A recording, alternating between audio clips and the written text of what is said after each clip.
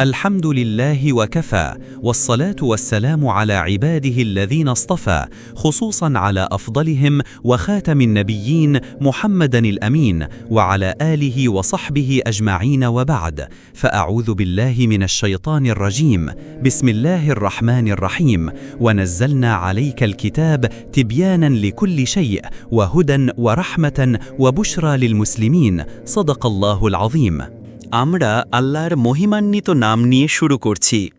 আমরা তার প্রশংসা করি এবং তার মহিমা ঘোষণা করি যেমনটি করা উচিত, এবং আমরা তার সকল সম্মানিত রসুলদের ওপর শান্তি ও আশীর্বাদের জন্য প্রার্থনা করি, বিশেষ করে তাদের মধ্যে সর্বশেষ মহিমান্বিত নবী মুহাম্মদ সাল্লাল্লাহু আলাইহি ওয়াসাল্লামের ওপর। ইসলামে বিবাহ এই শিরোনামে আমাদের আলোচনা শুরু করার আগে আসুন আমরা জৈবিক সত্তা এবং আধ্যাত্মিক সত্তা, জৈবিক বাস্তবতা এবং আধ্যাত্মিক বাস্তবতার মধ্যে পার্থক্য করার জন্য কিছু প্রাথমিক মন্তব্য করি, এবং আমরা উহুদের যুদ্ধে ঘটে যাওয়া একটি অত্যন্ত বিখ্যাত ঘটনা দিয়ে তা করব।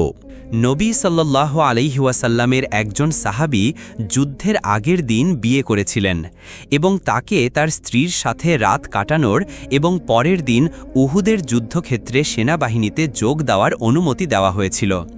তিনি তার স্ত্রীর সাথে রাত কাটিয়েছিলেন এবং তারপর সালাতুল ফজরের আগে তাকে গোসল করতে হয়েছিল, কারণ তিনি জুনুবী অবস্থায় ছিলেন, এবং তারপর তিনি সালাতুল ফজর আদায় করেন, এবং যখন তিনি তার স্ত্রীকে ছেড়ে যাচ্ছিলেন তখন তিনি আবার তাকে ধরে ফেলেন এবং তাকে আবার তার সাথে শয়ন করতে হয়েছিল, এবং আবার তিনি জুনুবী হয়ে গেলেন, এবং যখন তিনি নিজেকে তার কাছ থেকে ছাড়িয়ে নিলেন তিনি যুদ্ধক্ষেত্রের দিকে দৌড়ে গেলেন, এবং যখন তিনি যুদ্ধক্ষেত্রে পৌঁছালেন তিনি যুদ্ধে ঝাঁপিয়ে পড়লেন এবং তিনি যুদ্ধ করলেন এবং শহীদ হলেন। এবং তারপর সাহাবীরা দেখলেন মহিমান্বিত নবী সাল্লাল্লাহু আলাইহি ওয়াসাল্লাম আকাশের দিকে তাকিয়ে আছেন এবং গভীর মনোযোগের সাথে কিছু দেখছেন এবং বলছেন সুবহানাল্লাহ সুবহানাল্লাহ, কারণ যখন তারা আকাশের দিকে তাকালো তারা কিছুই দেখতে পেল না। যুদ্ধ শেষ হলে তারা জিজ্ঞাসা করল, হে আল্লাহর রসুল, আকাশে এমন কি ছিল যার দিকে আপনি তাকিয়েছিলেন এবং সুবহানাল্লাহ শব্দটি বলছিলেন? এবং তারপর তিনি উত্তর দিয়েছিলেন এবং বলেছিলেন, তোমাদের কি সেই ভাইয়ের কথা মনে আছে যে গতকাল বিয়ে করেছিল এবং যে আজ সকালে তার স্ত্রীর সাথে রাত কাটানোর পরে আমাদের সাথে যোগ দিয়েছিল এবং তারপর সে যুদ্ধে ঝাঁপিয়ে পড়েছিল এবং শহীদ হয়েছিল? তারা বলল, হ্যাঁ, আমরা সেই ভাইকে চিনি। তিনি বললেন, আচ্ছা, আমি ফেরেশতাদের তাকে গোসল দিতে দেখেছি। তিনি নবী আলাইহিস সালাতু ওয়াসসালাম বা অন্য কেউ জানত না কেন ফেরেশতারা তাকে গোসল দিচ্ছিল। তারা মদিনায় ফিরে আসার পরই কেবল তখনই তারা তার স্ত্রীর কাছ থেকে খবর পেয়েছিল যে তিনি জুনুবী অবস্থায় ছিলেন। তিনি যখন যুদ্ধক্ষেত্রে ছুটে গিয়েছিলেন তখন তিনি জুনুবী ছিলেন, আর তাই তিনি যখন শহীদ হয়েছিলেন তখন তিনি জুনুবী ছিলেন। তিনি শহীদ হয়েছিলেন আর এ কারণেই ফেরেশতারা আকাশে তাকে গোসল দিচ্ছিল। এখন নবী আলাইহিস সালাতু ওয়াসসালামের জন্য তাকে চেনার জন্য এর অর্থ হল তার একই শারীরিক বৈশিষ্ট্য, একই মুখ, একই নাক, একই আকৃতি, সব কিছু থাকতে হবে। তাহলেই তিনি চিনতে পারবেন যে তিনি কে ছিলেন। আর তাই আকাশের সেই শরীরটি জমিনের শরীরের সাথে মুখের বৈশিষ্ট্যগুলিতে মিলে গিয়েছিল। এক মিনিট অপেক্ষা করুন, আমাদের এখানে এখন দুটি শরীর আছে। আমাদের একটি শরীর আছে যা মাটিতে পড়ে আছে এবং একটি শরীর আছে যা আকাশে আছে। যেটি মাটিতে পড়ে আছে সেটি হলো যেটি খাবার খায় এবং পান করে এবং তারপর টয়লেটে যেতে হয়। যেটি মাটিতে পড়ে আছে সেটি হলো যেটি বৃদ্ধ হয় এবং তারপর দাড়ি সাদা হয়ে যায় এবং তারপর একদিন আপনি তাকে একটি হাঁটার লাঠি নিয়ে দেখতে পান। কিন্তু যে আকাশে আছে সে এমন একজন যে কখনো বৃদ্ধ হবে না। সে এখনো খায় এবং পান করে, কিন্তু কখনো টয়লেটে যেতে হয় না। এটাই হলো আধ্যাত্মিক শরীর, আর এটাই হলো জৈবিক শরীর। সুতরাং আসুন এখন আমরা এই শব্দগুলি ব্যবহার করি। এটি সেরা নাও হতে পারে, আপনার কাছে এর চেয়ে ভালো শব্দ থাকতে পারে, কিন্তু এই বক্তৃতার জন্য আমি এটাই ব্যবহার করতে যাচ্ছি। জৈবিক সত্তা এবং আধ্যাত্মিক সত্তা, এবং তাদের উভয়েরই একই বৈশিষ্ট্য, একই মুখ। এখন আসুন আমরা আমাদের বিষয় ইসলামে বিবাহ এর দিকে ফিরে যাই এবং আমরা সূরা আন-নিসার প্রথম আয়াত দিয়ে শুরু করি, যেখানে আল্লাহ সুবহানাহু ওয়া তাআলা আমাদের জানাচ্ছেন, বাদা আউযু বিল্লাহি মিনাশ শাইতানির রাজিম, ইয়া আইয়ুহান নাস ইত্তাকু রাব্বাকুমুল্লাযী খালাকাকুম মিন নাফসিন ওয়াহিদাহ। হে মানবজাতি, তোমাদের প্রভুকে ভয় করো। যদি আল্লাহ বলেন আমাকে ভয় করো, তাহলে যা আসছে তা অত্যন্ত গুরুত্বপূর্ণ। তোমাদের প্রভুকে ভয় করো, যিনি তোমাদেরকে এক ব্যক্তি থেকে সৃষ্টি করেছেন। নাফস হলো একজন ব্যক্তি, সেই প্রথম ব্যক্তি, সেই এক ব্যক্তিকে কুল্লুকুম বিন আদম বলেছেন নবী মুহাম্মদ আলাইহিসসালাতু ওয়াসসালাম। সমস্ত মানবজাতি আদম আলাইহিসসালাম থেকে এসেছে। সুতরাং আমরা জানি সেই এক ব্যক্তি, সেই প্রথম ব্যক্তিকে। খালাকাকুম মিন নাফসিন ওয়াহিদাহ ওয়া খালাকা মিনহা যাওজাহা। এখন আমরা লিঙ্গের বিষয় পুরুষ এবং মহিলার সাথে পরিচিত হচ্ছি, যে পুরুষ থেকে আল্লাহ মহিলাকে সৃষ্টি করেছেন। ওয়া খালাকা মিনহা যাওজাহা, পুরুষ থেকে আল্লাহ মহিলাকে সৃষ্টি করেছেন। ওয়া বাসসা মিনহুমা রিজালান কাসীরান ওয়া নিসাআ, এবং তাদের দুজন থেকে, পুরুষ এবং মহিলা, আল্লাহ তোমাদেরকে অগণিত বীজের মতো ছড়িয়ে দিয়েছেন, পুরুষ এবং মহিলা গণনার পরিমাপের বাইরে। আর তাই লিঙ্গের বিষয়ের একেবারে শুরুতে আল্লাহ পুরুষের অগ্রাধিকারের কথা উল্লেখ করেছেন, যে পুরুষ প্রথমে এসেছে এবং তারপর মহিলা। কিন্তু তা পুরুষকে মহিলার উপর শ্রেষ্ঠত্ব দেয় না, অগ্রাধিকার কিন্তু শ্রেষ্ঠত্ব নয়। কারণ আল্লাহর রসূল সাল্লাল্লাহু আলাইহি ওয়াসাল্লাম সতর্ক করে দিয়েছিলেন। তিনি বলেছিলেন, শেষ দিনে সমস্ত মানবজাতি আল্লাহর সামনে দাঁড়াবে তার দৃষ্টিতে সমান হয়ে। যেমনটি হল, আমি আশা করি আমার চিরুনিটি পরিষ্কার আছে, আমাকে দেখতে দিন। ও হ্যাঁ, চিরুনির দাঁতের মতো তার দৃষ্টিতে সমান। এবং সূরা আল হুজরাতে, ইন্না খলাকনাকুম মিন যাকারিম ওয়া উনসা, হে মানবজাতি, আমরা তোমাদেরকে এক পুরুষ আদম আলাইহিসসালাম এবং এক মহিলা তার জৌজ, তার স্ত্রী হাওয়া আলাইহাসসালাম থেকে সৃষ্টি করেছি। ইন্না খলাকনাকুম মিন যাকারিম ওয়া উনসা ওয়া জাআলনাকুম শুউবান ওয়া কাবাইলা লিতাআরাফু। এবং তারপর লিঙ্গের এই চমৎকার ঘটনা থেকে পুরুষ এবং মহিলা আমরা তোমাদেরকে জাতি এবং গোত্র হিসাবে আবির্ভূত করেছি, লিতাআরাফু। এবং পুরুষ এবং মহিলার মধ্যে এই পার্থক্য, যা পরিবার এবং জাতি এবং সম্প্রদায় এবং গোত্র তৈরি করেছে, এই ঘটনাটি তোমাদের অধ্যয়নের জন্য রয়েছে, লিতাআরাফু, যে এটি একটি অধ্যয়নের উৎস হওয়া উচিত। আর তাই একজন পুরুষের জন্য আপনাকে যে প্রথম বইটি পড়তে হবে তা হল নারী নামক একটি বই, এবং একজন মহিলার জন্য পাহাড় এবং তারা সম্পর্কে পড়ার আগে আপনাকে যে প্রথম বইটি পড়তে হবে তা হল পুরুষ নামক একটি বই, লিতাআরাফু, যাতে তোমরা একে অপরকে বুঝতে পারো, যাতে তোমরা একে অপরকে জানতে পারো, যাতে তোমরা একে অপরকে চিনতে পারো। একজন নারী হওয়া কি তা চিনতে পারো, একজন পুরুষ হওয়া কি তা চিনতে পারো। লিতাআরাফু, ইন্না আকরামাকুম ইনদাল্লাহি আতকাকুম। কিন্তু মনে রাখবেন, যদি মহিলার হৃদয়ে আল্লাহর ভয় বেশি থাকে, তাহলে সে পুরুষের চেয়ে লম্বা হয়ে দাঁড়ায়। ও হ্যাঁ, আর যদি পুরুষের হৃদয়ে আল্লাহর ভয় বেশি থাকে, তাহলে সে মহিলার চেয়ে লম্বা হয়ে দাঁড়ায়। আর তাই আল্লাহ সুবহানাহু ওয়া তাআলা তার প্রজ্ঞায় মহিলার ওপর পুরুষের একটি নির্দিষ্ট অগ্রাধিকার স্থাপন করেছেন, শ্রেষ্ঠত্ব বোঝানো ছাড়াই। কিন্তু 1 মিনিট অপেক্ষা করুন, মানবজাতির ওপর এখন এমন একটি যুগ এসেছে যা পুরুষ এবং মহিলার মধ্যে একটি সমান চিহ্ন রাখার ওপর জোর দেয়। একটি সমান চিহ্ন? আল্লাহ এটাই আক্রমণ করেন, কোরআন এটাই আক্রমণ করে। পুরুষ এবং মহিলার মধ্যে একটি সমান চিহ্ন রাখা মিথ্যা, কারণ এটি একটি সমীকরণ নয়। আল্লাহ সুবহানাহু ওয়া তাআলা পুরুষ এবং মহিলা উভয়কেই সৃষ্টি করেছেন, তাই না? কিন্তু তিনি পুরুষও নন, মহিলাও নন।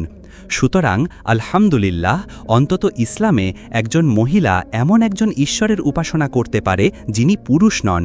সম্ভবত ইসলাম ছাড়া আর কোথাও এমনটা নেই। আল্লাহ পুরুষও নন, মহিলাও নন। কিন্তু কোরআনের সর্বত্র যেখানে আল্লাহ নিজের জন্য একটি সর্বনাম ব্যবহার করেছেন, তা সর্বদা পুরুষবাচক সর্বনাম এবং কখনো স্ত্রীবাচক সর্বনাম নয়। কিন্তু আরবিতে পুরুষবাচক সর্বনাম বা পুরুষবাচক বিশেষ্য পুরুষত্ব বোঝায় না। না, আপনি যখন ইংরেজিতে হি বলেন তখন এর অর্থ পুরুষ, কিন্তু যখন আপনি আরবিতে হি বলেন তখন এর অর্থ যে পুরুষই হবে এমনটা নয়। উদাহরণস্বরূপ, আল্লাহ তাআলা পবিত্র কোরআনে যতবার চাঁদের কথা বলেছেন সব কয়বারেই চাঁদের পুরুষবাচক শব্দটি উল্লেখ করেছেন। কিন্তু এর মানে এই না যে চাঁদ পুরুষ। চাঁদকে কেউই কখনো পুরুষ হিসাবে ভাবেনি। সবাই ভেবেছে চাঁদ সূর্যের চেয়ে বেশি সুন্দর, আর তাই গুণের দিক থেকে চাঁদ নারী সুলভ। আর সবাই এটাও ভেবেছে যে সূর্য অনেক শক্তিশালী, আর তাই গুণের দিক থেকে সূর্য পুরুষালী। কিন্তু ভাষাগত লিঙ্গের দিক থেকে চাঁদ হল পুরুষলিঙ্গ আর সূর্য স্ত্রীলিঙ্গ। কেন আল্লাহ সুবহানাহু ওয়া তাআলা কখনোই নিজের জন্য স্ত্রীলিঙ্গ ব্যবহার করা থেকে বিরত থাকেন? তিনি সবসময় নিজেকে পুরুষ লিঙ্গে উল্লেখ করেন। কেন আল্লাহ সুবহানাহু ওয়া তাআলা নবী পাঠিয়েছেন? কতজন? হাদিস অনুযায়ী 1,24,000, কিন্তু তারা সবাই ছিলেন পুরুষ। তিনি কি কোনো ভুল করেছিলেন? নাউযুবিল্লাহি মিন হাযা, যে এখন ওয়াশিংটন এসে তা সংশোধন করে দেবে। না, আল্লাহর সকল নবী ছিলেন পুরুষ, তাদের একজনও নারী ছিলেন না। কিন্তু এখন ইসলামিক মডার্নিজমের নতুন প্রচেষ্টায় ঈসা আলাইহিসসালামের মা মরিয়ম আলাইহিসসালামকে নবী হিসাবে ঘোষণা করার একটা চেষ্টা চালানো হচ্ছে। এটা মিথ্যা। কেন আল্লাহ সুবহানাহু ওয়া তাআলা কোরআনে ফেরেশতাদের পুরুষবাচক নাম দেওয়ার উপর জোর দিয়েছেন? একজন হলেন জিব্রাইল আলাইহিসসালাম, আরেকজন মিকাইল আলাইহিসসালাম, আরেকজন ইসরাফিল আলাইহিসসালাম। আর যারা ফেরেশতাদের নারী নাম দিয়েছে সূরা আন-নাজমে তিনি তাদের নিন্দা করেছেন। ফেরেশতারা পুরুষও নন, নারীও নন, তাদের কোনো লিঙ্গ নেই, অন্তত আমরা যতদূর জানি। সকল ফেরেশতাদের পুরুষবাচক নাম দেওয়া হয়েছে।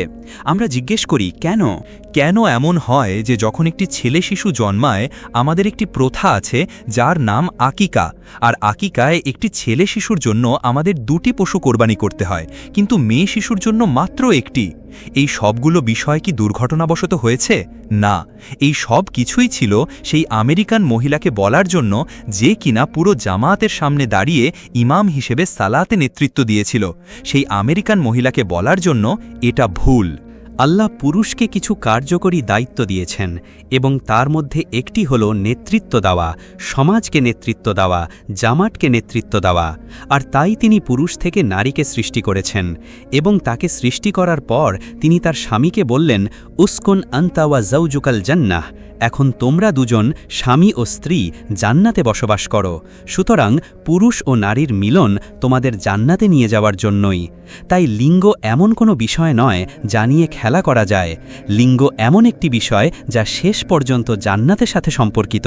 কিন্তু যখন তারা জান্নাতে বাস করতে গেল তখন জান্নাতে কোনটি প্রবেশ করেছিল? তাদের জৈবিক সত্তা নাকি আত্মিক সত্তা?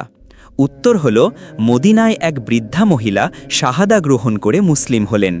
তারপর তিনি আল্লাহর রাসূলের কাছে এসে বললেন, হে আল্লাহর রাসূল, আমি তো অনেক বৃদ্ধা, একজন বৃদ্ধা মহিলা কি জান্নাতে প্রবেশ করতে পারবে? তিনি বললেন, না। তার মন ভেঙে গেল। তিনি খুব দুঃখ পেলেন। কেন নয় হে আল্লাহর রাসূল? কারণ জান্নাতে কোনো বৃদ্ধা মহিলা নেই। এখন তিনি প্রায় কেঁদেই ফেলবেন। জান্নাতে কোনো বৃদ্ধা মহিলা নেই। আর তারপর তিনি হাসলেন, সেই নিষ্পাপ সুন্দর হাসি যা কেবল তখনই ঠোঁটে আসতে পারে যখন হৃদয় পবিত্র ও পরিষ্কার থাকে। এবং তিনি বললেন, আল্লাহ আপনাকে আবার তরুণী বানিয়ে দেবেন। আর তাই জান্নাতে আপনি বৃদ্ধ হবেন না। জৈবিক সত্তা বৃদ্ধ হয়, কিন্তু জান্নাতে আপনি বৃদ্ধ হবেন না। তাই আমরা বলতে পারি যে আত্মিক সত্তাই জান্নাতে প্রবেশ করে। সুতরাং যখন আদম আলাইহিসসালাম এবং তার স্ত্রী হাওয়াকে জান্নাতে বাস করতে দেওয়া হয়েছিল, তারা সেখানে একটি আত্মিক অবস্থায় বাস করেছিলেন, জৈবিক অবস্থায় নয়। তবে তাদের শারীরিক গঠন একই ছিল, এবং যেহেতু তারা একজন পুরুষ ও একজন নারী ছিলেন, তারা জান্নাতের আনন্দ উপভোগ করতে পেরেছিলেন। পুরুষ ও নারীর মধ্যকার বন্ধন তারা জান্নাতে তা উপভোগ করতে পেরেছিলেন। সুতরাং এই লেকচারে আমাদের প্রথম গুরুত্বপূর্ণ পর্যবেক্ষণটি হল, আজকে যেটিকে যৌন জীবন বলা হয় তা কেবল জৈবিক সত্তার মধ্যে সীমাবদ্ধ কোনো জীবন নয়। না, এটি আত্মিক জীবনেরও অংশ। লেকচারটি শুরু করার জন্য এটি একটি অত্যন্ত গুরুত্বপূর্ণ দিক, কারণ আমরা এমন এক বস্তুবাদী যুগে বাস করি যা নারীকে তার বস্তুগত বাস্তবতার বাইরে অন্য কোনো পরিচয় দিতে অস্বীকার করে। সে যেন কেবলই রক্ত মাংসের শরীর। আর তাই যখন আপনি তার দিকে ফেরেন, তার বস্তুগত সত্তার বাইরে কিছু স্বীকার না করে আপনি কেবল আপনার জৈবিক চাহিদা মেটানোর জন্যই তার কাছে যান। আর একবার জৈবিক চাহিদা পূরণ হয়ে গেলে ব্যাস শেষ, আপনি এখন আরেকজনের দিকে যেতে পারেন। যখন একজন পুরুষ সম্পূর্ণ বস্তুগত প্রেক্ষাপটে একজন নারীর দিকে ঝোঁকে, তখন এটা অবশ্যম্ভাবী যে দিন শেষে লালসা যৌন সম্পর্ককে গ্রাস করবে, আর লালসা সেই সুখকে ধ্বংস করে দেয় যা লিঙ্গ দেওয়ার কথা ছিল। যখন আল্লাহ সুবহানাহু ওয়া তাআলা আদম আলাইহিস সালামকে বললেন, উসকুন আনতা ওয়া জাওজুকাল জান্নাহ, তুমি ও তোমার স্ত্রী জান্নাতে সুকুনের সাথে বসবাস করো, এর মানে হল জান্নাতে পুরুষ ও নারীর বন্ধন শারীরিক দেহের বন্ধন ছিল না, কারণ শারীরিক দেহ তো এখানকার। পুরুষ ও নারীর মধ্যকার বন্ধন ছিল চূড়ান্তভাবে এবং সবচেয়ে গুরুত্বপূর্ণভাবে হৃদয়ের বন্ধন। উসকুন আনতা ওয়া জাওজুকাল জান্নাহ। আর তাই যখন একজন পুরুষ ও একজন নারী বিবাহ বন্ধনে আবদ্ধ হয়, যদিও তা হয়তো শুরুতে ঘটে না, কিন্তু চূড়ান্তভাবে বিয়ের উদ্দেশ্য হল দুটি হৃদয়কে একটি বন্ধনে আবদ্ধ করা। আর এখন আমরা সূরা আর রুমের সেই সুন্দর আয়াতে যেতে পারি। ومن آياته أن خلق لكم من أنفسكم أزواجا لتسكنوا إليها وجعل بينكم مودة ورحمة إن في ذلك لآيات لقوم يتفكرون। এখানে আল্লাহ সুবহানাহু ওয়া তাআলা বলছেন, এখানে একটি পৃষ্ঠা, এই বিশাল বইয়ের একটি পৃষ্ঠা যা তোমাদের অবশ্যই পড়তে হবে। যে জাতি পড়বে তাদের অবশ্যই এই বইয়ের এই পৃষ্ঠাটি পড়তে হবে। কোন পৃষ্ঠা এটি? এবং এই বিশাল বইয়ের পৃষ্ঠাগুলোর মধ্যে এটি একটি। আল্লাহর আয়াত বা নিদর্শনগুলোর মধ্যে এটি হলো যে তিনি তোমাদের জন্য তোমাদের নিজেদের সত্তা থেকেই তোমাদের সঙ্গী সৃষ্টি করেছেন। এটা সূরা নিসার শুরুতেও বলা হয়েছে যে প্রথম পুরুষ থেকে তিনি নারীকে সৃষ্টি করেছেন। তার নিদর্শনগুলোর মধ্যে এটি একটি যে তোমাদের নিজেদের মধ্য থেকেই তিনি তোমাদের সঙ্গী সৃষ্টি করেছেন। পুরুষের জন্য তিনি নারীকে সৃষ্টি করেছেন, আর নারীর জন্য তিনি পুরুষকে সৃষ্টি করেছেন। কেন? লিঙ্গের সবচেয়ে গুরুত্বপূর্ণ ফল কি? লিতাসকুনু ইলাইহা। লিঙ্গ এবং বিবাহের সবচেয়ে গুরুত্বপূর্ণ ফল হলো এই লিতাসকুনু ইলাইহা, যেন তোমরা তার কাছে গিয়ে সুকুন লাভ করতে পারো। সুকুন হলো শান্তি, সুকুন হলো তৃপ্তি, সুকুন হলো প্রশান্তি। আর তাই যদি আপনার জীবনে একজন পুরুষ থাকে বা আপনার জীবনে একজন নারী থাকে এবং আপনার সুকুন না থাকে এবং আপনি সুকুন পেতে না পারেন, তাহলে আপনি এক শূন্যতার মধ্যে বাস করবেন, আপনি এক অতৃপ্তি নিয়ে বাস করবেন। আপনি অস্থির থাকবেন, কি করবেন তা বুঝতে পারবেন না, কারণ আপনার সুকুন প্রয়োজন। এটি সবচেয়ে গুরুত্বপূর্ণ ফল। পুরুষ ও নারীর বন্ধনের চূড়ান্ত ফল হল সুকুন। আমি প্রায়ই বলি যে জীবনে এমন কিছু জিনিস আছে যা টাকা দিয়ে কেনা যায় না, তার মধ্যে একটি হলো সুকুন। কিভাবে সুকুন অর্জিত হয়? সুকুনের পথ কি? আল্লাহ এই আয়াতে বলছেন, ওয়া জাআলা বাইনাকুম মাওয়াদ্দাতাও ওয়া রাহমা, এবং তিনি তোমাদের দুই হৃদয়ের মাঝে ভালোবাসা এবং দয়া স্থাপন করেছেন। তাই এখানে আমরা আবারও একটি নিশ্চয়তা পাই যে পুরুষ ও নারীর বন্ধনের কেন্দ্রবিন্দুতে রয়েছে হৃদয়ের বন্ধন, আর হৃদয়ের বন্ধন ভালোবাসা ছাড়া সম্ভব নয়। আর সেই ভালোবাসা বাজার থেকে আসে না, এটা কেনা বেচা করা যায় না, এটা কোনো জাগতিক বিষয় নয়, এটা পবিত্র, এটা আল্লাহর পক্ষ থেকে আসে। তিনি আর রাহিমান, পরম করুণাময়, তিনি আর রাহিম, পরম দয়ালু, তিনি আল ওয়াদুদ, প্রেমময়, রহিম, তিনি পরম দয়াময়, তিনি আল ওয়াদুদ, ভালোবাসার স্রষ্টা, তিনি আসসালাম, শান্তির প্রভু। আল্লাহুম্মা আনতা সালাম, হে আল্লাহ তুমি শান্তি, ওয়া মিনকা সালাম, এবং তোমার কাছ থেকেই শান্তি আসে, প্রকৃত শান্তি। একইভাবে ভালোবাসার ক্ষেত্রেও তিনি আল ওয়াদুদ, ভালোবাসার প্রভু, আর তাই প্রকৃত ভালোবাসা তার কাছ থেকেই আসে। এ কারণেই বিয়েতে একজন পুরুষ এবং একজন নারীর মধ্যকার বন্ধন কোনো জাগতিক বা গতানুগতিক বন্ধন হতে পারে না। এই বন্ধনকে অবশ্যই একটি পবিত্র বন্ধন হতে হবে। অন্য কথায়, তোমাদেরকে আল্লাহর পবিত্র নামে একত্রিত হতে হবে এবং আল্লাহর নির্দেশনা অনুযায়ী একসাথে জীবনযাপন করতে হবে। তখন আল্লাহ তার দয়ায় ভালোবাসা শরীরে নয় বরং হৃদয়ে স্থাপন করে দেন। আর যখন ভালোবাসা হৃদয়ে থাকে এবং সেই ভালোবাসার সাথে দয়া ও করুণা থাকে, মাওয়াদ্দা এবং রহমা, তখন এই দুটি জিনিস মিলে নিয়ে আসে সুকুন বা প্রশান্তি।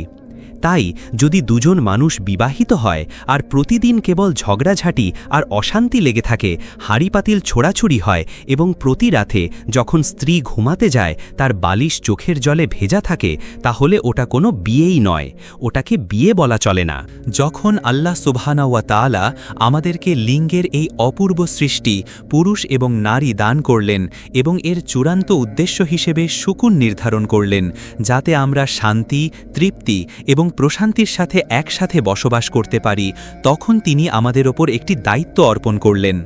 দায়িত্বটি হল লিঙ্গের এই প্রাকৃতিক গ্রন্থটি পাঠ করা। সুতরাং শুধুমাত্র একজন নারীকে বিয়ে করাই যথেষ্ট নয়, না, তাকে বিয়ে করার আগেও নারী জাতিকে বোঝা বা অধ্যয়ন করা সম্ভব, কারণ আপনার মা একজন নারী, আপনার বোন একজন নারী, আপনার কাজিনরাও নারী, কিন্তু নারী হিসেবে তাদের অধ্যয়ন করার একটা সীমা আছে। যখন আপনি তাকে বিয়ে করবেন তখন আপনি সেই সীমানা অতিক্রম করে একজন নারীর অপরিহার্য বাস্তবতার গভীরে প্রবেশ করতে পারবেন। পুরুষের ক্ষেত্রেও ব্যাপারটা একই। এবং সূরা হুজরাতে আমরা আবারও স্মরণ করি যে আল্লাহ বলেছেন, আমি এটা করেছি লিতাআরাফু, যাতে তোমরা একে অপরকে জানতে পারো। সুতরাং শুধু তাকে বিয়ে করাই যথেষ্ট নয়, আপনাকে এর চেয়েও বেশি কিছু করতে হবে। আপনাকে নারীটিকে আবিষ্কার করতে হবে, জানতে হবে একজন নারী হবার অর্থ কী, নারীত্বের বাস্তবতা কী।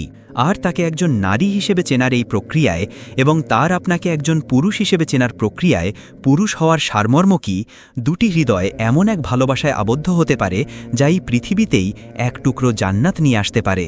সম্ভবত এ কারণেই আল্লাহর প্রিয় রাসূল সাল্লাল্লাহু আলাইহি ওয়াসাল্লাম বলেছিলেন, তোমাদের এই দুনিয়ার তিনটি জিনিস আমার কাছে প্রিয় করা হয়েছে। তিনি নামাজের কথা বললেন, সালাত, তিনি সুগন্ধির কথা বললেন এবং তিনি নারীর কথা বললেন। এই তিনটি পবিত্র জগতের সাথে যুক্ত। নামাজ এমন একটি বাহন যা আমাদের সেই জগতে নিয়ে যায়, আর সুগন্ধিও সেই জগতেরই অংশ।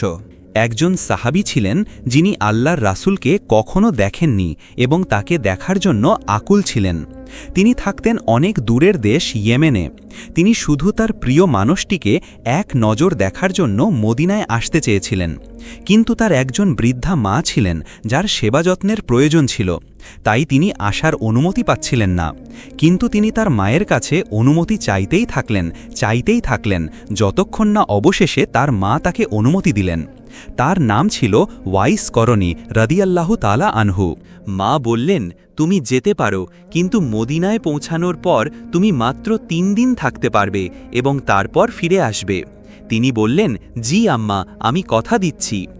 এরপর তিনি আনন্দে ও উত্তেজনায় ভরা হৃদয় নিয়ে মদিনার পথে যাত্রা করলেন। নিশ্চয়ই তার অনেক সময় লেগেছিল, কিন্তু মদিনায় পৌঁছে তিনি জানতে পারলেন যে আল্লাহর রাসূল সাল্লাল্লাহু আলাইহি ওয়াসাল্লাম সেখানে নেই। তিনি 3 দিন অপেক্ষা করলেন, কিন্তু আল্লাহর রাসূল ফিরলেন না। এরপর তাকে তার মায়ের কাছে করা প্রতিজ্ঞা রক্ষা করতে হল। অত্যন্ত দুঃখ ভারাক্রান্ত মন নিয়ে প্রিয় মানুষটিকে না দেখেই তাকে ইয়েমেনে ফিরে যেতে হল। কিন্তু তিনি চলে যাওয়ার কিছুক্ষণ পরেই আল্লাহর রাসূল মদিনায় ফিরে আসেন। তিনি সেই পথ ধরেই ফিরছিলেন যে পথ ধরে ওয়াইস করণী মদিনা ছেড়ে গিয়েছিলেন। মদিনার কাছাকাছি এসে তিনি বাতাসে কিসের যেন ঘ্রাণ পেতে লাগলেন। তিনি বললেন, আমি একটি সুগন্ধ পাচ্ছি, একটি সুগন্ধ। এই সুগন্ধ কিসের, কোথা থেকে আসছে? কেউই জানত না। যখন তারা মদিনায় পৌঁছালেন তখনই খবর পেলেন যে ওয়াইস করণী প্রথমবারের মতো আল্লাহর রাসূলের সাথে দেখা করতে এসেছিলেন এবং মায়ের কাছে করা ওয়াদার কারণে তাকে না দেখেই 3 দিন পর চলে যেতে হয়েছে। আল্লাহর রাসূলের জন্য তার হৃদয়ে যে ভালোবাসা ছিল তাই সুগন্ধিতে রূপান্তরিত হয়েছিল। তাই তোমাদের এই দুনিয়ার 3টি জিনিস আমার কাছে প্রিয় করা হয়েছে, সালাত, সুগন্ধি এবং নারী। সুতরাং আল্লাহর রাসূল সাল্লাল্লাহু আলাইহি ওয়াসাল্লাম, যিনি তার কথায় কখনো দায়িত্বজ্ঞানহীন ছিলেন না, তিনি সেই পৃথিবীকে একটি শক্তিশালী বার্তা দিচ্ছেন, যে পৃথিবী বলতো, তুমি যদি সৃষ্টিকর্তার দিকে ফিরতে চাও তবে তোমাকে নারী থেকে মুখ ফিরিয়ে নিতে হবে। শুনেছেন তো? সৃষ্টিকর্তার দিকে ফিরতে হলে নারী থেকে দূরে থাকতে হবে, কারণ সে পথের কাঁটা, সে একটি বাধা। আর এভাবেই খ্রিস্টধর্মে সন্ন্যাসব্রতের উদ্ভব হয়েছিল, যেখানে পাদ্রীরা বিয়ে করেন না। এটা শুধু খ্রিস্টধর্মেই নয়। মোহনদাস করমচাঁদ গান্ধী নামে একজন মানুষ ছিলেন। একদিন তিনি মহাত্মা গান্ধী হয়েছিলেন। আপনারা কি জানেন মহাত্মা গান্ধী হওয়ার জন্য তিনি কি করেছিলেন? এটাকে বোধহয় ব্রহ্মচর্য বলে। 55 বছর বয়সে তিনি তার স্ত্রীকে ঘোষণা দেন, এখন থেকে আমরা আলাদা ঘুমাব। তিনি অবিবাহিত থাকার ব্রত গ্রহণ করেন। হিন্দু ধর্মের আধ্যাত্মিক উন্নতির সর্বোচ্চ শিখরে পৌঁছানোর জন্য তাকে নারী থেকে মুখ ফিরিয়ে নিতে হয়েছিল। সুতরাং এটা শুধু খ্রিস্টানদের মধ্যেই নয়, হিন্দুদের মধ্যেও আছে।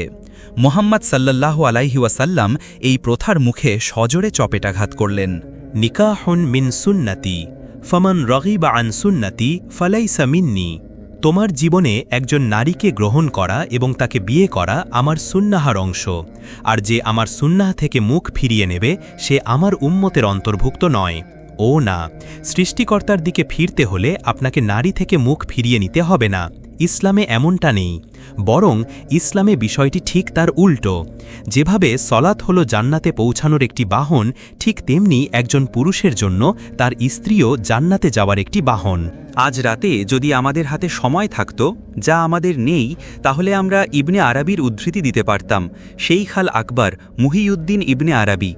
আমি আমার ইসলামে রমজানের রোজার কৌশলগত তাৎপর্য বইয়ে সেই উদ্ধৃতিটি উল্লেখ করেছি। সেখানে এই হাদিসটি ব্যাখ্যা করতে গিয়ে ইবনে আরাবি দেখিয়েছেন যে আল্লাহর সমস্ত আয়াতের মধ্যে এবং আল্লাহর একটি আয়া হলো এমন একটি চিহ্ন বা প্রতীক যা একটি ঐশ্বরিক বাস্তবতাকে উপস্থাপন করে। আল্লাহর একটি আয়া হলো আল্লাহর দিকে একটি জানালার মতো, যদি এই শব্দটি ব্যবহার করার অনুমতি দেন। আল্লাহর দিকে যাওয়ার সমস্ত জানালার মধ্যে, স্বর্গের দিকে যাওয়ার সমস্ত জানালার মধ্যে একজন পুরুষের জন্য সবচেয়ে কাছের জানালাটি হলো একজন নারী।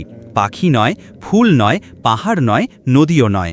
আর এভাবেই ইবনে আরাবি আধ্যাত্মিক পথের সন্ধানকারী একজন পুরুষের জীবনে নারীর কেন্দ্রীয় কৌশলগত ভূমিকার কথা তুলে ধরেছেন। মাওলানা জালালউদ্দিন রুমি তার কবিতায় এই বিষয়টি আরও সুন্দরভাবে বর্ণনা করেছেন। ইসলামে এটাই হলো বিয়ের গতি প্রকৃতি, ডাইনামিক্স। কিন্তু ইসলামে বিয়ের এই গতি প্রকৃতিকে পূর্ণতা দেওয়ার জন্য আল্লাহ কিছু নিয়ম কানুনও প্রতিষ্ঠা করেছেন। আপনি যদি সেই গতিময়তায় পৌঁছাতে চান, তবে আপনাকে নিয়ম কানুনগুলো অনুসরণ করতে হবে। সেই নিয়ম কানুনগুলো কি? একবার একজন নারী তার বাবার সাথে নবী আলাইহিসসালাতুয়াসসালামের কাছে তার স্বামীর বিরুদ্ধে অভিযোগ নিয়ে এলেন। স্বামী তাকে মেরেছিল। নবীজি সাল্লাল্লাহু আলাইহি ওয়াসাল্লাম একথা শুনে বিরক্ত হলেন। তিনি বললেন, লাইসা লাহু যালিক, অর্থাৎ এটা করার কোনো অধিকার তার নেই, তার স্ত্রীকে মারার।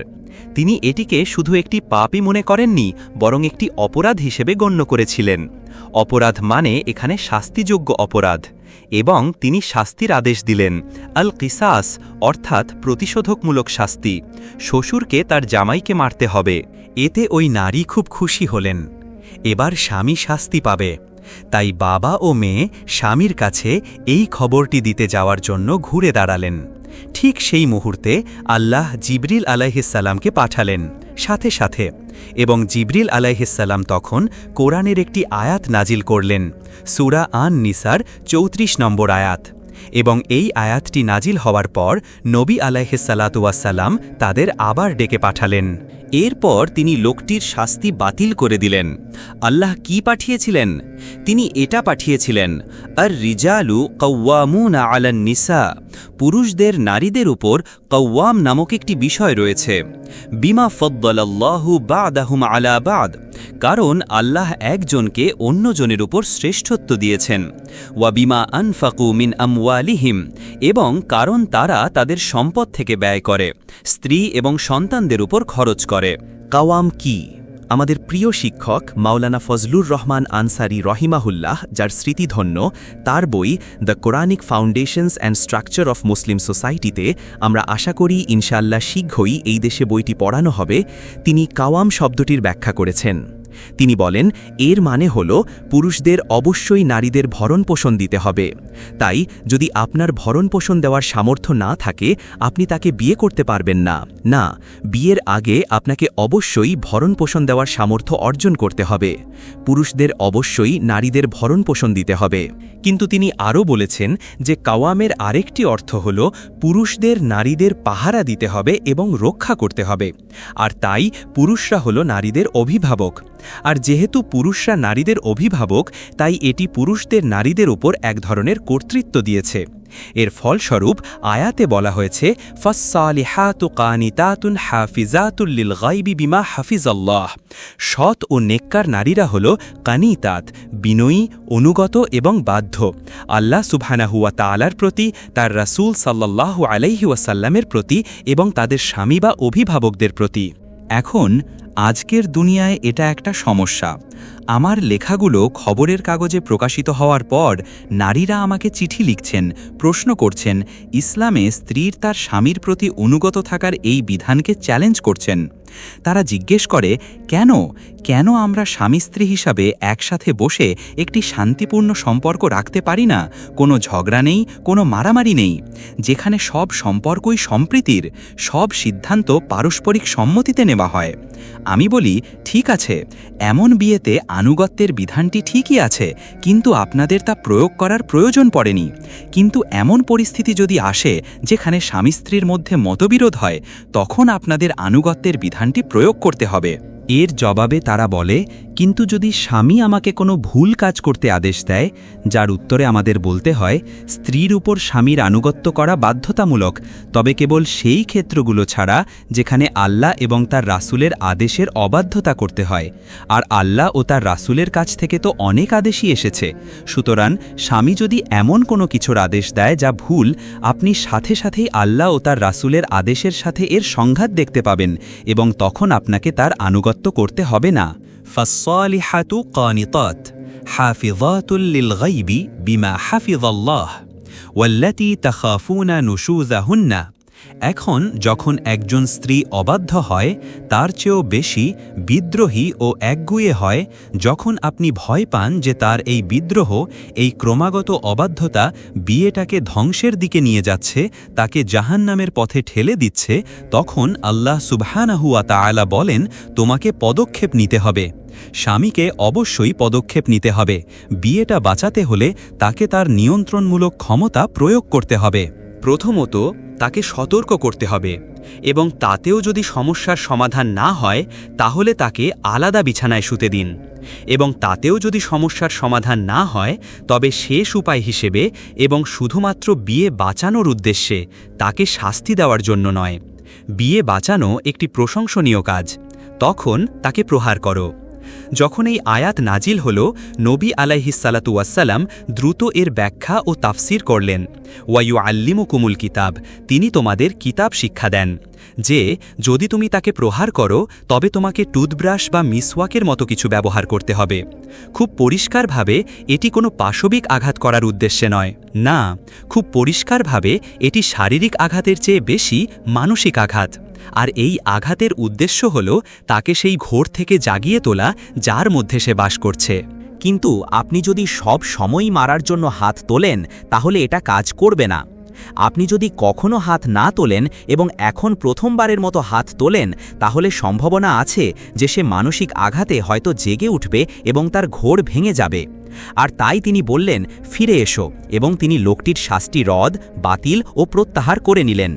এটাই হলো ইসলামে বিয়ের পদ্ধতির সূচনা, যে একজন পুরুষকে অবশ্যই তার স্ত্রীর ভরণ পোষণ দিতে হবে। আল্লাহর রাসূলের বয়স যখন 25 বছর, তিনি বিয়ে করেননি।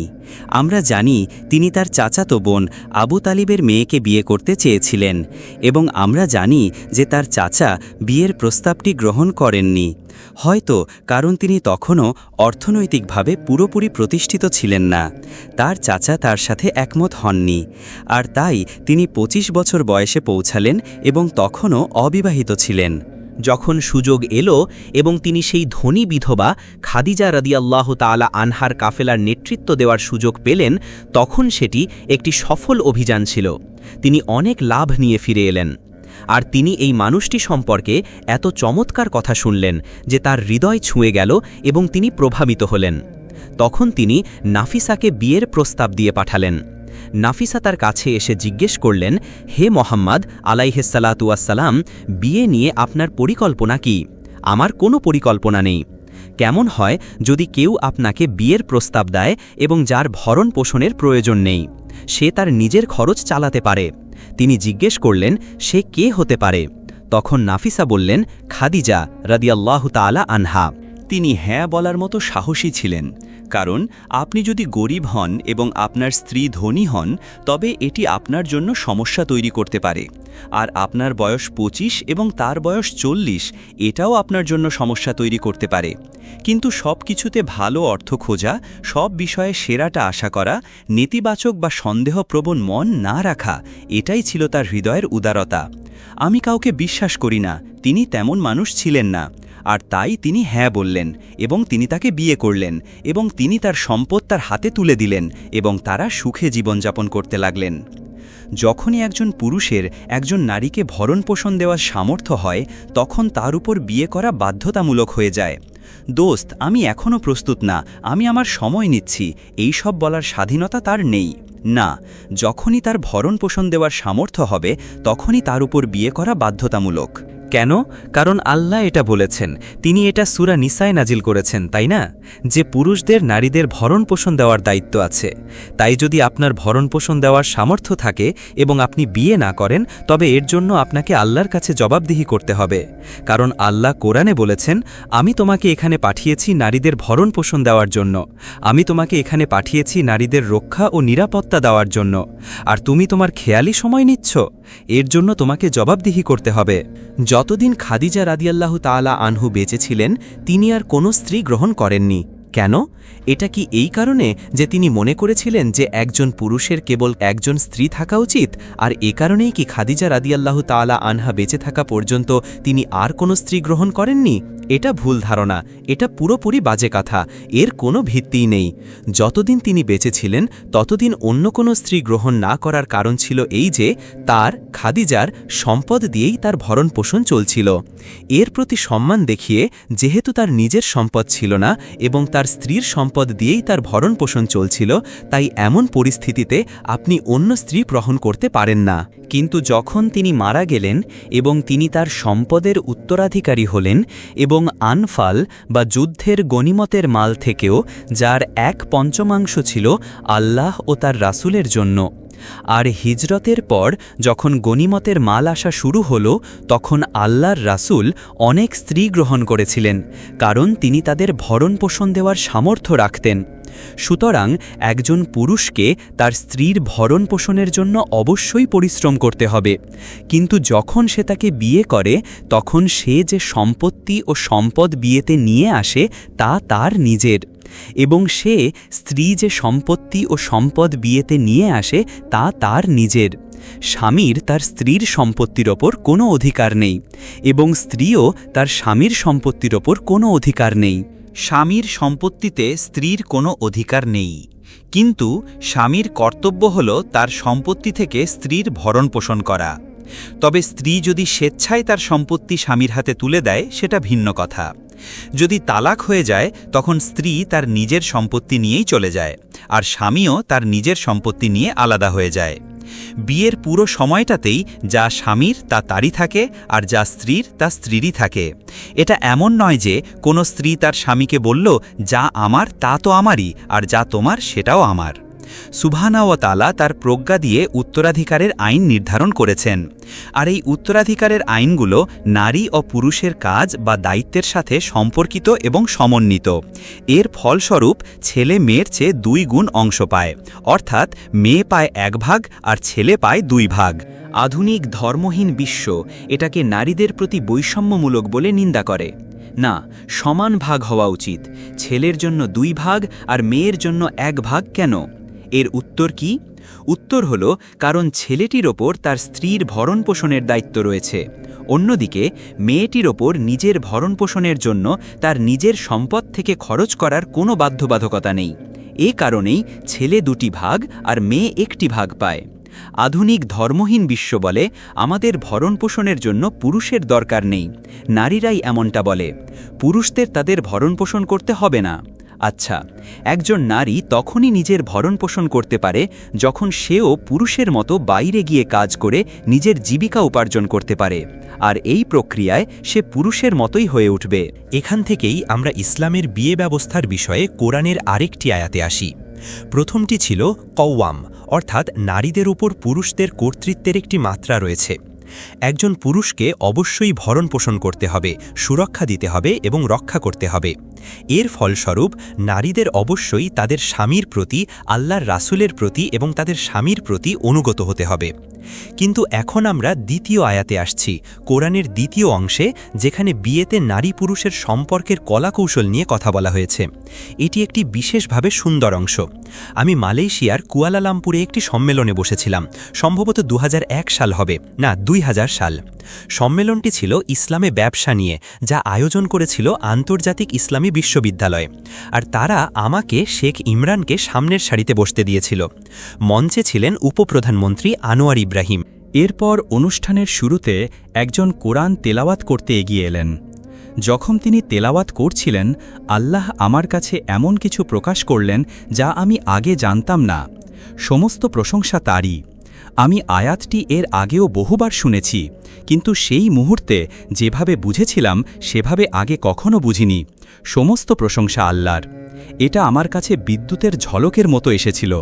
আজ আমি অস্ট্রেলিয়ার সবচেয়ে আউটস্ট্যান্ডিং মুসলিম নারীদের একজনের কাছ থেকে একটি ইমেইল পেয়েছি। একজন শ্বেতাঙ্গ নারী যিনি মুসলিম হয়েছেন। আমি চাই তিনি কখনো ত্রিনিদাদে আসুন। আমাদের বোন শিফা মুস্তাফা। শিফা মুস্তাফা আজ আমাকে লিখেছেন যে তিনি ইসলামে লিঙ্গ দর্শন নিয়ে আমার লেখা একটি প্রবন্ধ পড়েছেন, এবং যখন তিনি প্রবন্ধটি পড়ছিলেন তখন তার আমার একটি লেকচারের ভিডিওর কথা মনে পড়ে যায় যা তিনি দেখেছিলেন। শিফা মুস্তাফা কিন্তু আমার সাথে কখনো দেখা করেননি। সেই লেকচারে আমি কোরআনের এই অংশটি নিয়ে আলোচনা করেছিলাম, এবং তিনি এটা দেখে একেবারে অবাক হয়েছিলেন যে প্রথমবারের মতো তিনি বুঝতে পেরেছেন আল্লাহ কোরআনের এই অংশে লিঙ্গ দর্শন নিয়ে কি বলছেন। আয়াতটি হল, বাদা আউযু বিল্লাহি মিনাশ শাইতানির রাজীম। আল্লাহ বলছেন, তিনি কসম করছেন, ওয়াল্লাইলি ইযা ইয়াগশা। তিনি রাতের কসম করছেন। রাত কি করে? রাত সবকিছুকে চাদরে ঢেকে দেয়। এটি এমন সৌন্দর্য ও জাঁকজমকের সাথে, এমন রহস্যময় উপায়ে সবকিছুকে আবৃত করে ফেলে। ইয়াগশা ওয়ান নাহারি ইযা তাজাল্লা। এরপর আল্লাহ আরেকটি কসম করলেন, দিনের কসম, ওয়া তাজাল্লা, এবং এর উজ্জ্বল ঝলমলে আলোর কসম, যেখানে কিছুই ঢাকা থাকে না, কিছুই লুকানো থাকে না, সব কিছু খোলা। রাত এবং দিন একে অপরের বিপরীত। আর এরপর তিনি তৃতীয় আয়াতে বললেন, ওয়ামা খালাকায যাকারা ওয়াল উনসা। তিনি এখন লিঙ্গের ধারণা, লিঙ্গের ব্যাপারটিকে রাত ও দিনের সাথে তুলনা করছেন। আর এই সংযোগটাই সেই কনফারেন্সে বসে থাকার সময় আমার কাছে বিদ্যুৎ চমকের মতো প্রকাশিত হয়েছিল। এখানে একটি উপমা রয়েছে, দিন ও রাতের সাথে নারী ও পুরুষের একটি উপমা। আর যদি আপনি না বুঝে থাকেন আল্লাহ কি বলছেন, তাহলে তিনি চতুর্থ আয়াতে এসে আপনাকে বলছেন যা তৃতীয় আয়াতে ইতিমধ্যেই অন্তর্নিহিত ছিল। এখন তিনি তা স্পষ্ট করে দিচ্ছেন, ইন্না সায়াকুম লাশাত্তা। ইন্না সায়াকুম লাশাত্তা। তোমাদের কর্মপরিধি বা কাজের ধরন ভিন্ন। নারী এবং পুরুষ কাজের দিক থেকে ভিন্ন। তোমাদের ভিন্ন ভিন্ন কাজ করতে হবে, কিন্তু তোমরা একে অপরকে ছাড়া চলতে পারবে না। তোমরা একে অপরের ওপর নির্ভরশীল, কিন্তু তোমাদের কাজ ভিন্ন। তোমরা পরস্পর নির্ভরশীল অথচ কাজের দিক থেকে আলাদা। নবী আলাইহিস সালাতু ওয়াসসালাম এই পারস্পরিক নির্ভরশীলতা সম্পর্কে বলেছেন, নারীরা হল পুরুষের যমজ অর্ধাংশ। যমজ অর্ধাংশ এটা পারস্পরিক নির্ভরশীলতাকে প্রতিষ্ঠা করে। আর কুরআনও একই কথা বলে, হুন্না লিবাসুন লাকুম ওয়া আনতুম লিবাসুন লাহুন। তারা তোমাদের পোশাক স্বরূপ আর তোমরা তাদের পোশাক স্বরূপ। আপনারা তো পোশাক ছাড়া চলতে পারবেন না, তাই না? আপনারা পোশাক ছাড়া চলতে পারেন না। তারা তোমাদের পোশাক, তোমরা তাদের ছাড়া চলতে পারবে না। আর তোমরা তাদের পোশাক, তোমরা তাদের ছাড়া চলতে পারবে না। সুতরাং তোমরা পরস্পর নির্ভরশীল। তাহলে এই লড়াই কেন? এই শত্রুভাবাপন্ন সম্পর্ক কেন? একমাত্র ভালো পুরুষ হল মৃত পুরুষ। ওহ, আপনারা এটা আগেও শুনেছেন? সব পুরুষই প্রতারক। একমাত্র ভালো পুরুষ হল মৃত পুরুষ। এই লড়াই কেন? এই শত্রুভাবাপন্ন সম্পর্ক কেন? নারী ও পুরুষের মধ্যেই রেষারেষি কেন, যখন আপনারা একে অপরকে ছাড়া চলতেই পারবেন না? আপনারা পরস্পর নির্ভরশীল। আপনারা শুধু পরস্পর নির্ভরশীলই নন, বরং আপনাদের কাজও ভিন্ন। দিনের তার নিজের কাজ করার আছে এবং রাতের তার নিজের কাজ করার আছে। দিন যখন দিনের মতো থাকে আর রাত যখন রাতের মতো থাকে, কেবল তখনই দিন ও রাতের মধ্যে আকর্ষণ তৈরি হয়, আর দিন ও রাত সম্প্রীতি এবং সুখের সাথে একত্রিত হতে পারে। দিন যখন দিনের মতো থাকে আর রাত যখন রাতের মতো থাকে, যখন দিন তার কাজ করে এবং রাত তার কাজ করে, তখনই তাদের মধ্যে আকর্ষণ তৈরি হতে পারে। দিন ও রাত সম্প্রীতি এবং সুখের সাথে একত্রিত হতে পারে। এটা বিয়ের কলাকৌশলের একটি অংশ। এই আকর্ষণটা খুব গুরুত্বপূর্ণ। নারী ও পুরুষের একে অপরের প্রতি আকর্ষণ, এটা একটা সমাজ বা দলের বিদ্যুতের মতো, আর আমরা চাই না যে এই আকর্ষণটা ধ্বংস হয়ে যাক। আপনি যদি পুরুষদের একটি দলে এবং নারীদের অন্য একটি দলে রাখেন, তাহলে নারী পুরুষ দুটি আলাদা জগতে বাস করবে। এমন দল আছে, মসজিদে কোনো নারী থাকবে না। একজন মহিলা একটি মসজিদে গিয়েছিলেন, আমি বলবো না কোনটি। তিনি তার সালাত আদায় করতে গিয়েছিলেন। এটা ঘটেছিল। মসজিদ ব্যবস্থাপনার একজন মহিলাটি যখন সালাত আদায় করছিলেন, তখন তার সামনে গিয়ে তার উপর চিৎকার করতে শুরু করলেন। আমাকে এটা উল্লেখ করতেই হবে। আমি চাই এটা রেকর্ডিংয়ে থাকুক, যাতে ভবিষ্যৎ প্রজন্ম শুনতে পারে আমি আজ রাতে এখানে কি বলছি। তিনি তার উপর চিৎকার করে বলতে লাগলেন, আমরা এই মসজিদে কোনো মহিলা চাই না, বের হও। মহিলাটি তার সালাত চালিয়ে গেলেন, থামলেন না, আর লোকটি গাধার মতো চিৎকার করেই যাচ্ছিল। কিন্তু মহিলাটি তার সালাত শেষ করলেন। তিনি খুব শান্তভাবে ও শান্তিপূর্ণভাবে একটি শব্দও না বলে, কোনো প্রতিবাদ না করে চলে যাবার জন্য উঠে দাঁড়ালেন। এমনকি যখন মহিলাটি শান্তিপূর্ণভাবে চলে যাচ্ছিলেন, তখনও লোকটি তার দিকে এমনভাবে চিৎকার করল যেন মহিলাটি একটি কুকুর। কারণ সেই সকল লোকেরা নারীদের এক জগতে এবং পুরুষদের অন্য জগতে রাখতে চায়। যদি আপনাকে একটি ক্লাসে বক্তৃতা দিতে হয় এবং সেখানে মহিলা থাকে আর আপনি একজন পুরুষ হন, তবে তারা একটা পর্দা বা স্ক্রিন লাগিয়ে দেয়। সুতরাং তিনি পর্দার আড়ালে এবং তারা পর্দার আড়ালে, আর তারা কেবল তার কণ্ঠস্বর শুনতে পায়। এটা একটা বিপজ্জনক দল। বিপদটা হলো তারা নারী ও পুরুষকে দুটি পৃথক জগতে রাখে। কিন্তু দিন এবং রাত দুটি পৃথক জগতের অন্তর্গত নয়। তারা পরস্পর নির্ভরশীল এবং তারপরেও তাদের কাজ ভিন্ন। যখন দিন দিনের কাজ করে এবং রাত রাতের কাজ করে, তখন উভয়ের মধ্যে আকর্ষণ তৈরি হয়। আর এ কারণেই আমরা আজ খুতবায় উল্লেখ করেছি, পুরুষদের জন্য শ্রেষ্ঠ শাড়ি হল প্রথমটি, আর পুরুষদের জন্য বিপজ্জনক শাড়ি হল শেষটি, আর নারীদের জন্য শ্রেষ্ঠ শাড়ি হল শেষটি, আর নারীদের জন্য বিপজ্জনক শাড়ি হল প্রথমটি। এটা বিপজ্জনক কেন? আকর্ষণের কারণে। আমরা এই আকর্ষণকে শেষ করে দিতে চাই না। আমরা এটাকে আল্লাহর নির্ধারিত সীমার মধ্যে নিয়ন্ত্রণ করতে চাই। কেন? নারী হচ্ছে রাতের জন্য দিনের আকর্ষণের মতো। এটা জীবনের সৌন্দর্যের একটা অংশ, বেঁচে থাকার আনন্দের একটা অংশ, জীবনেরই একটা আলো। খেয়াল করে দেখবেন, যখন দিন শেষ হয়ে রাত ঘনিয়ে আসে, আকাশের দিকে তাকান, আপনি তা দেখতে পাবেন। নানা রঙের খেলায় রঙিন সেই সূর্যাস্ত। এটা কি এমনি এমনি হয়? প্রতিটি সূর্যাস্তে কি বার্তা দেওয়া হয়? এটা কিন্তু কখনো হতে ভুল করে না। বার্তাটি হলো, দিন যখন রাতের দিকে এগিয়ে যায়, তখন একটা উত্তেজনা কাজ করে। আমি কেন এই বিষয়ে এত সময় দিচ্ছি আপনারা এখন বুঝতে পারছেন। ও হ্যাঁ, এখনই আপনারা বিষয়টা পুরোপুরি জানবেন। কারণ আপনারা যদি এই আকর্ষণকে নষ্ট করে দেন, যদি একে অপরের প্রতি এই তীব্র আকর্ষণকে নষ্ট করে দেন, যদি এমন এক শত্রুতাপূর্ণ সম্পর্ক তৈরি করেন যেখানে তারা একে অপরের সাথে প্রতিযোগিতা করছে, একে অপরের প্রতিদ্বন্দ্বী হয়ে উঠেছে, আর যদি রাত এখন দিন হওয়ার চেষ্টা করে, তাহলে সেই আকর্ষণ ফিকে হতে শুরু করবে। আর যখন দিনের আর রাতের প্রতি কোনো আকর্ষণ থাকবে না, তখন দিন দিনের সাথে মিলিত হবে এবং রাত রাতের সাথে মিলিত হবে। আর এটাই হলো সমাজের ধ্বংস, চূড়ান্ত, পুরোপুরি, সম্পূর্ণ দুর্গন্ধময় ধ্বংস। আমরা এখন সেখানেই এসে দাঁড়িয়েছি। এ কারণেই আমি এই আকর্ষণের উপর এত সময় দিচ্ছি, আর এ কারণেই আমি বিশ্বজুড়ে ছড়িয়ে পড়া সেই সম্প্রদায় নিয়ে অত্যন্ত চিন্তিত। তারা তো চাঁদে যাওয়ার জন্যও ভিসা পেয়ে যাবে। ওয়াশিংটন তাদের চাঁদে যেতে চাইলে ভিসার ব্যবস্থা করে দেবে। এরা নারী ও পুরুষকে দুটি ভিন্ন জগতে আটকে রাখে। আমি 1997 সালে পাকিস্তানে একটি দলে যোগ দিয়েছিলাম, যার নেতৃত্বে ছিলেন একজন অসাধারণ জ্ঞানী আলেম ডক্টর ইসরার আহমেদ। শেখ আলী মুস্তাফাও সেই দলে যোগ দিয়েছিলেন এবং আমি অনেক উপকৃত হয়েছি।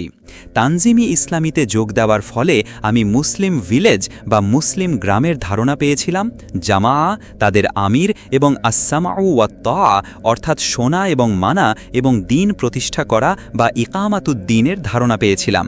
আর এই সব কিছুই ইনশাআল্লাহ প্রতিষ্ঠিত হবে যখন আমরা মুসলিম গ্রাম তৈরি করব। কিন্তু যখন আমি সেই দলে প্রবেশ করলাম আমি অবাক হয়ে গেলাম, কারণ আমি একটি সুফি ঘরানা থেকে এসেছিলাম। আমি সেই দলে নারী পুরুষ বিষয়ক এমন এক দর্শন পেলাম যেখানে বলা হয় নারী ও পুরুষ দুটি আলাদা জগতের বাসিন্দা। আমি এটা কিছুতেই হজম করতে পারছিলাম না, আমি এটা সহ্য করতে পারছিলাম না, আমি এটা মেনে নিতে পারছিলাম না। যদি আপনারা নারী পুরুষের এই তীব্র আকর্ষণে হস্তক্ষেপ করেন, তাহলে শেষ পর্যন্ত আপনারা এমন একটি দরজা খুলে দেবেন যার চূড়ান্ত পরিণতি হবে পুরুষের প্রতি পুরুষের আকর্ষণ এবং নারীর প্রতি নারীর আকর্ষণ, আর সমকামিতা দাবানলের মতো ছড়িয়ে পড়বে। আজ ম্যানহ্যাটানের সবচেয়ে বড় প্যারেডগুলোর মধ্যে প্রায় 10 লক্ষ মানুষ ভিড় করে, যেখানে সমস্ত বড় বড় রাজনৈতিক ব্যক্তিদের উপস্থিত থাকতে হয়। আপনি যদি সেই প্যারেডের অংশ না হন, তবে আপনি গণ্যমান্যদের কাতারে পড়বেন না। একে বলা হয় gay and lesbian rights day parade. আর সেই প্যারেডে তারা তাদের যৌন বিকৃতিকে নির্লজ্জভাবে প্রদর্শন করে এবং তারা রাস্তায় প্রায় 90% নগ্ন হয়ে নেচে তাদের নগ্নতাকে জাহির করে। আর তাই ইসলামে বিবাহকে সফল করতে এবং এটিকে সেই চূড়ান্ত পর্যায়ে পৌঁছাতে যেখানে দুটি হৃদয় এক হয়ে যায়, সম্পর্কের গতিকে সফলভাবে এগিয়ে নিয়ে যাওয়ার জন্য এর গঠনতন্ত্রকে সঠিকভাবে স্থাপন করতে হবে। পুরুষের নিজস্ব কিছু কাজ আছে এবং নারীরও নিজস্ব কিছু কাজ আছে। আল্লাহ তাকে যে কাজগুলো করার ক্ষমতা দিয়েছেন তার মধ্যে একটি হলো এমন একটি মাধ্যম হওয়া যার মধ্য দিয়ে শিশুরা পৃথিবীতে আসে। তার কখন বিয়ে করা উচিত? আমরা জানি একজন পুরুষের কখন বিয়ে করা উচিত। তার নিজের ইচ্ছামতো নয়, যখন থেকে তার ভরণপোষণ করার সামর্থ্য হয় আল্লাহ তার ওপর বিয়ের বাধ্যবাধকতা দিয়েছেন। কিন্তু একজন নারীর কখন বিয়ে করা উচিত? আচ্ছা, একজন নারীর ওপর কোনো জোর জবরদস্তি নেই, কেউ তাকে তার ইচ্ছার বিরুদ্ধে বিয়ে করতে বাধ্য করতে পারে না, তাই সে যখনই বিয়েতে রাজি হবে তখনই বিয়ে করতে পারে। কিন্তু উপর থেকে তাকে কি উপদেশ দেওয়া হয়েছে? আমি আমাদের বোনদের দুটি ঘটনা নিয়ে ভাবতে বলবো, কারণ আমি জানি আমার আলোচনার এই অংশটি বিতর্কিত হতে চলেছে। ও হ্যাঁ, অনেকেই আমার সাথে দ্বিমত পোষণ করবেন। কেন আপনি আমার ছোট্ট মেয়েকে বিয়ে দিতে চাইছেন? মেয়েটাকে এখন বড় হতে দিন, ও তো এখনও ছোট। ওহ আচ্ছা, চলুন দেখি ওপর থেকে আমরা কি বার্তা পেয়েছি। দুটি ঘটনা, যার কোনোটি দুর্ঘটনা ছিল না, যা একটি মেয়ের বিয়ের জন্য কোন বয়সটি ভালো সেই ব্যাপারে উপদেশ দেয়। উপদেশ, বাধ্যবাধকতা নয়। এই ছোট্ট মেয়েটি সারা জীবন মসজিদে বাস করত এবং নবী জাকারিয়া আলাইহিসসালাম তার দেখাশোনা করতেন, যতক্ষণ না সে বয়ঃসন্ধিকালে পৌঁছায়, যা সেই ভূমধ্যসাগরীয় জলবায়ুতে সম্ভবত 12 বছর বয়সের কাছাকাছি ছিল। আর একবার বয়ঃসন্ধিকালে পৌঁছানোর পর তাকে আর মসজিদে থাকতে দেওয়া যেত না, তাই তাকে তার মায়ের কাছে বাড়িতে পাঠিয়ে দিতে হয়েছিল এবং তাই মরিয়ম বাড়ি ফিরে গেলেন। এর কিছুদিন পরেই, হয়তো 13 বা 14 বছর বয়সে, ফেরেশতা জিব্রাইল আলাইহিসসালাম এলেন এবং তাকে বললেন, মরিয়ম, তোমার একটি পুত্র সন্তান হবে। তিনি বললেন, কিভাবে আমার পুত্র সন্তান হতে পারে যখন কোনো পুরুষ আমাকে স্পর্শও করেনি? তিনি বললেন, এটা আল্লাহর পক্ষ থেকে নির্ধারিত একটি বিষয়। আর তাই আল্লাহ তার বিচক্ষণতায় সেই বয়সটি বেছে নিয়েছিলেন যখন তিনি গর্ভবতী হবেন এবং তার প্রথম সন্তানের জন্ম দেবেন। তিনি যখন গর্ভবতী হয়েছিলেন তখন তার বয়স ছিল প্রায় 14, সর্বোচ্চ 14। তাহলে মেয়েটাকে এখন বড় হতে দিন, এই কথার কি হবে? মেয়েটার বয়স কি কেবল 20, 21, 22, 23, 24? মেয়েটাকে একটা সুযোগ দিন। ওহ, আমি বুঝতে পারছি আমরা আজ রাতে যা করছি তা হল এই ঈশ্বরহীন যুগের ভয়াবহ ব্রেইনওয়াশিং দূর করার জন্য বা দূর করার চেষ্টা করার জন্য ঐশী প্রজ্ঞাকে তুলে ধরা।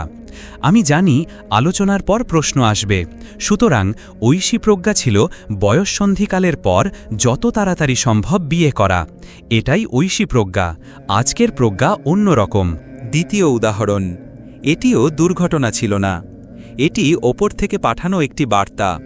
আল্লাহর রসুল সাল্লাল্লাহু আলাইহি ওয়াসাল্লাম একটি স্বপ্ন দেখেছিলেন এবং সেই স্বপ্নে একজন ফেরেশতা একটি সোনার থালায় করে তার জন্য কিছু একটা নিয়ে এলেন। সোনার থালার ওপর যা ছিল তা একটি রেশমি রুমাল দিয়ে ঢাকা ছিল। ফেরেশতা যখন এটি পেশ করলেন বললেন, ও মোহাম্মদ আলাইহিস সালাতু ওয়াসসালাম, এটা আপনার, এটি উন্মোচন করুন। এবং তাই তিনি স্বপ্নে রেশমি রুমালটি সরালেন এবং অনুমান করুন থালায় তিনি কি দেখলেন। তিনি আয়েশা রাদিয়াল্লাহু তাআলা আনহাকে দেখলেন। আল্লাহ নির্ধারণ করেছেন যে আয়েশা তার স্ত্রী হবেন। আল্লাহ যখন এই সিদ্ধান্ত নেন তখনও তিনি বয়ঃসন্ধিকালে পৌঁছাননি। আল্লাহ একবার সিদ্ধান্ত নেওয়ার মানে হল নিকাহ হয়ে গেছে, তিনি তার স্ত্রী, তিনি ইতিমধ্যেই নিকাহের ব্যবস্থা করে ফেলেছেন, কিন্তু তিনি বয়ঃসন্ধিকালে না পৌঁছানো পর্যন্ত তার বাবা মায়ের সাথেই ছিলেন, ঠিক সেই বয়সে যেই বয়সে মরিয়ম বাড়ি ফিরে এসেছিলেন। এটি সেই একই বয়স যখন আয়েশা রাদিয়াল্লাহু তাআলা আনহা তার স্বামীর কাছে গিয়েছিলেন। এটাই হলো ঐশী প্রজ্ঞার কার্যকারিতা। ঐশী প্রজ্ঞা হল যখন একটি মেয়ে বয়ঃসন্ধিকালে পৌঁছায় তার কিছুদিন পরেই তার জন্য বিয়ে নিয়ে ভাবার সেরা সময়, বয়ঃসন্ধিকালের পর। এই দেশে 14 বছর পর্যন্ত আইন ছিল, তারপর তারা এটি বাড়িয়ে 16 বছর করেছে। আপনি 16 বছরের কম বয়সী মেয়েকে বিয়ে করার অনুমতি পাবেন না, তাই না? এবং তারা কি এটি আবার 18তে বাড়িয়েছে? না, 16। হ্যাঁ, সম্মতির বয়স। এর আগে হলে তা স্ট্যাটুটরি রেপ, আর তাই অল্প বয়সে বিয়ে করুন। একটি মেয়ের দেরিতে না হয়ে তাড়াতাড়ি বিয়ে করার সুবিধা কি?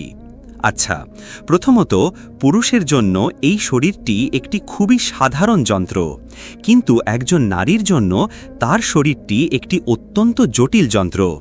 আমাদের তুলনায় তার শরীর অত্যন্ত জটিল এবং সে মারাও যেতে পারে, এবং বহু বহু নারী মারা গেছেন। আমার নিজের দাদি একটি সন্তান জন্ম দেওয়ার সময় মারা গিয়েছিলেন। সুতরাং এটা হেলাফেলা করার মতো কোনো বিষয় নয়। একজন নারীর জন্য তার প্রথম সন্তান জন্ম দেওয়ার প্রক্রিয়াটি শুরু করার যন্ত্রটিকে প্রথমবারের মতো কাজ করানোর সেরা সময় হল যখন সে তরুণ এবং শক্তিশালী, যখন সে পূর্ণ শক্তি ও প্রাণবন্ত থাকে। প্রথম সন্তান জন্মানোর পর যন্ত্রটি এখন চালু হয়ে গেছে। সে যত খুশি সন্তান নিতে পারে। এখন আর কোনো সমস্যা হবে না বা বিপদ অনেক কমে যাবে প্রথম সন্তান জন্মানোর বিপদের তুলনায়। দেরি করলে সমস্যা কি? আপনি প্রথম সন্তান নিতে যত দেরি করবেন বিপদ তত বাড়বে, ঝুঁকি তত বাড়বে, যার মধ্যে জীবন্যাসের ঝুঁকি, শিশুর স্বাস্থ্যের ঝুঁকিও অন্তর্ভুক্ত। এটা হলো প্রথম সমস্যা। দ্বিতীয় সমস্যা হলো, যদিও চিকিৎসা বিজ্ঞান এখন এতটাই উন্নত হয়েছে যে প্রথম ঝুঁকিটা কমানোর চেষ্টা করা হয়, তবুও দ্বিতীয়ত আপনি আপনার প্রথম সন্তান নিতে যত দেরি করবেন আপনার গর্ভধারণের সমস্যা ততই বাড়বে। আপনার সন্তান ধারণের ক্ষমতা ধীরে ধীরে কমতে থাকবে, আপনি আর মা হতে পারবেন না। আর যখন একজন স্ত্রী সন্তান জন্ম দিতে পারেন না, তখন পৃথিবীতে খুব কম পুরুষই আছে, খুবই কম, যারা বলবে আচ্ছা আমি এটা মেনে নিলাম। বেশিরভাগ পুরুষই সন্তান চায়, আর যেহেতু আইন বলে যে আপনি কেবল একজন স্ত্রী রাখতে পারবেন, তখন আপনি ইরানের শাহের মতো কাজ করেন, প্রয়াত শাহের মতো, যিনি তার স্ত্রী সোরাইয়াকে ছেড়ে দিয়েছিলেন কারণ তিনি সন্তান জন্ম দিতে পারছিলেন না এবং ফারাহ দিবাকে বিয়ে করেছিলেন। ফলে আপনি আপনার স্বামী হারান, আপনার বিয়েটাই ভেঙে যায়। অবশ্যই ইসলামে একজন পুরুষকে আরেকজন স্ত্রী গ্রহণ করার অনুমতি দেওয়া হয়েছে, কিন্তু আজকাল কে এই আইন মানতে দেয়? কেই বা মানে? এখন আপনাকে তাকে ডিভোর্স দিতে হবে, আরেকজন স্ত্রী গ্রহণ করতে হবে। আর তাই আপনি সন্তান নিতে যত দেরি করবেন আপনি অবাক হবেন যখন দেখবেন যে আপনি আর মা হতে পারছেন না, কারণ আপনার সন্তান ধারণের ক্ষমতা কমে যাচ্ছে। এটাই হলো বিয়ের মূল উদ্দেশ্য। যখন বিয়ে শেষ হয়ে যায় তখন কি হয়? এটা শেষ করা খারাপ বিষয়, কিন্তু আমরা আজ যেই পৃথিবীতে বাস করি, ডিভোর্স আইনজীবীরা আপনাকে যেমনটা বলবেন এটা একটা জঘন্য পৃথিবী। আল্লাহ কোরআনে বলেন, যদি দুইজনের বিয়েতে সমস্যা হয় কিন্তু তারা একসাথে থাকতে চায়, তাদের মধ্যে ভালোবাসা থাকে, তাহলে হাকামান মিন আহলিহি ওয়া হাকামান মিন আহলিহা, অর্থাৎ ছেলের পরিবার থেকে একজন এবং মেয়ের পরিবার থেকে একজনকে একসাথে বসিয়ে মধ্যস্থতা করার চেষ্টা করো। পরিবার কেন? কারণ আপনি পারিবারিক সমস্যা পরিবারের মধ্যেই রাখতে চাইবেন, আর তাই ছেলের পরিবার থেকে একজন এবং মেয়ের পরিবার থেকে একজন তার এবং তার প্রতিনিধিত্ব করে এখন একসাথে বসবে, সমস্যা শুনবে এবং মধ্যস্থতা বা এমনকি সালিশ করার চেষ্টা করবে। যদি সেটাও ব্যর্থ হয় এবং ডিভোর্স হতেই হয়, তবে আল্লাহ পুরুষকে তালাক ঘোষণা করার অধিকার দিয়েছেন। এটা কিভাবে করা হয়? সে তার স্ত্রীকে বলে, আমি তোমাকে তালাক দিলাম, কিন্তু সে এই কথাগুলো তখনই বলবে যখন সে এই ব্যাপারে নিশ্চিত। যখন সে বলে, আমি তোমাকে তালাক দিলাম শুধুমাত্র একবার, শুধু একবার, তখন স্ত্রী সাথে সাথে একটি অপেক্ষার সময়ে প্রবেশ করে। আরবিতে এই সময়টাকে বলে ইদ্দা। সেই ইদ্দা চলাকালীন তার ভরণ পোষণের দায়িত্ব স্বামীর। সে তখনও তার স্ত্রী। 3টি মাসিক চক্র পর্যন্ত যদি সে স্ত্রীর সাথে কোনো শারীরিক সম্পর্কে লিপ্ত না হয়, তাহলে এই সময়টা শেষ হওয়ার পর সে আর তার স্ত্রী থাকবে না।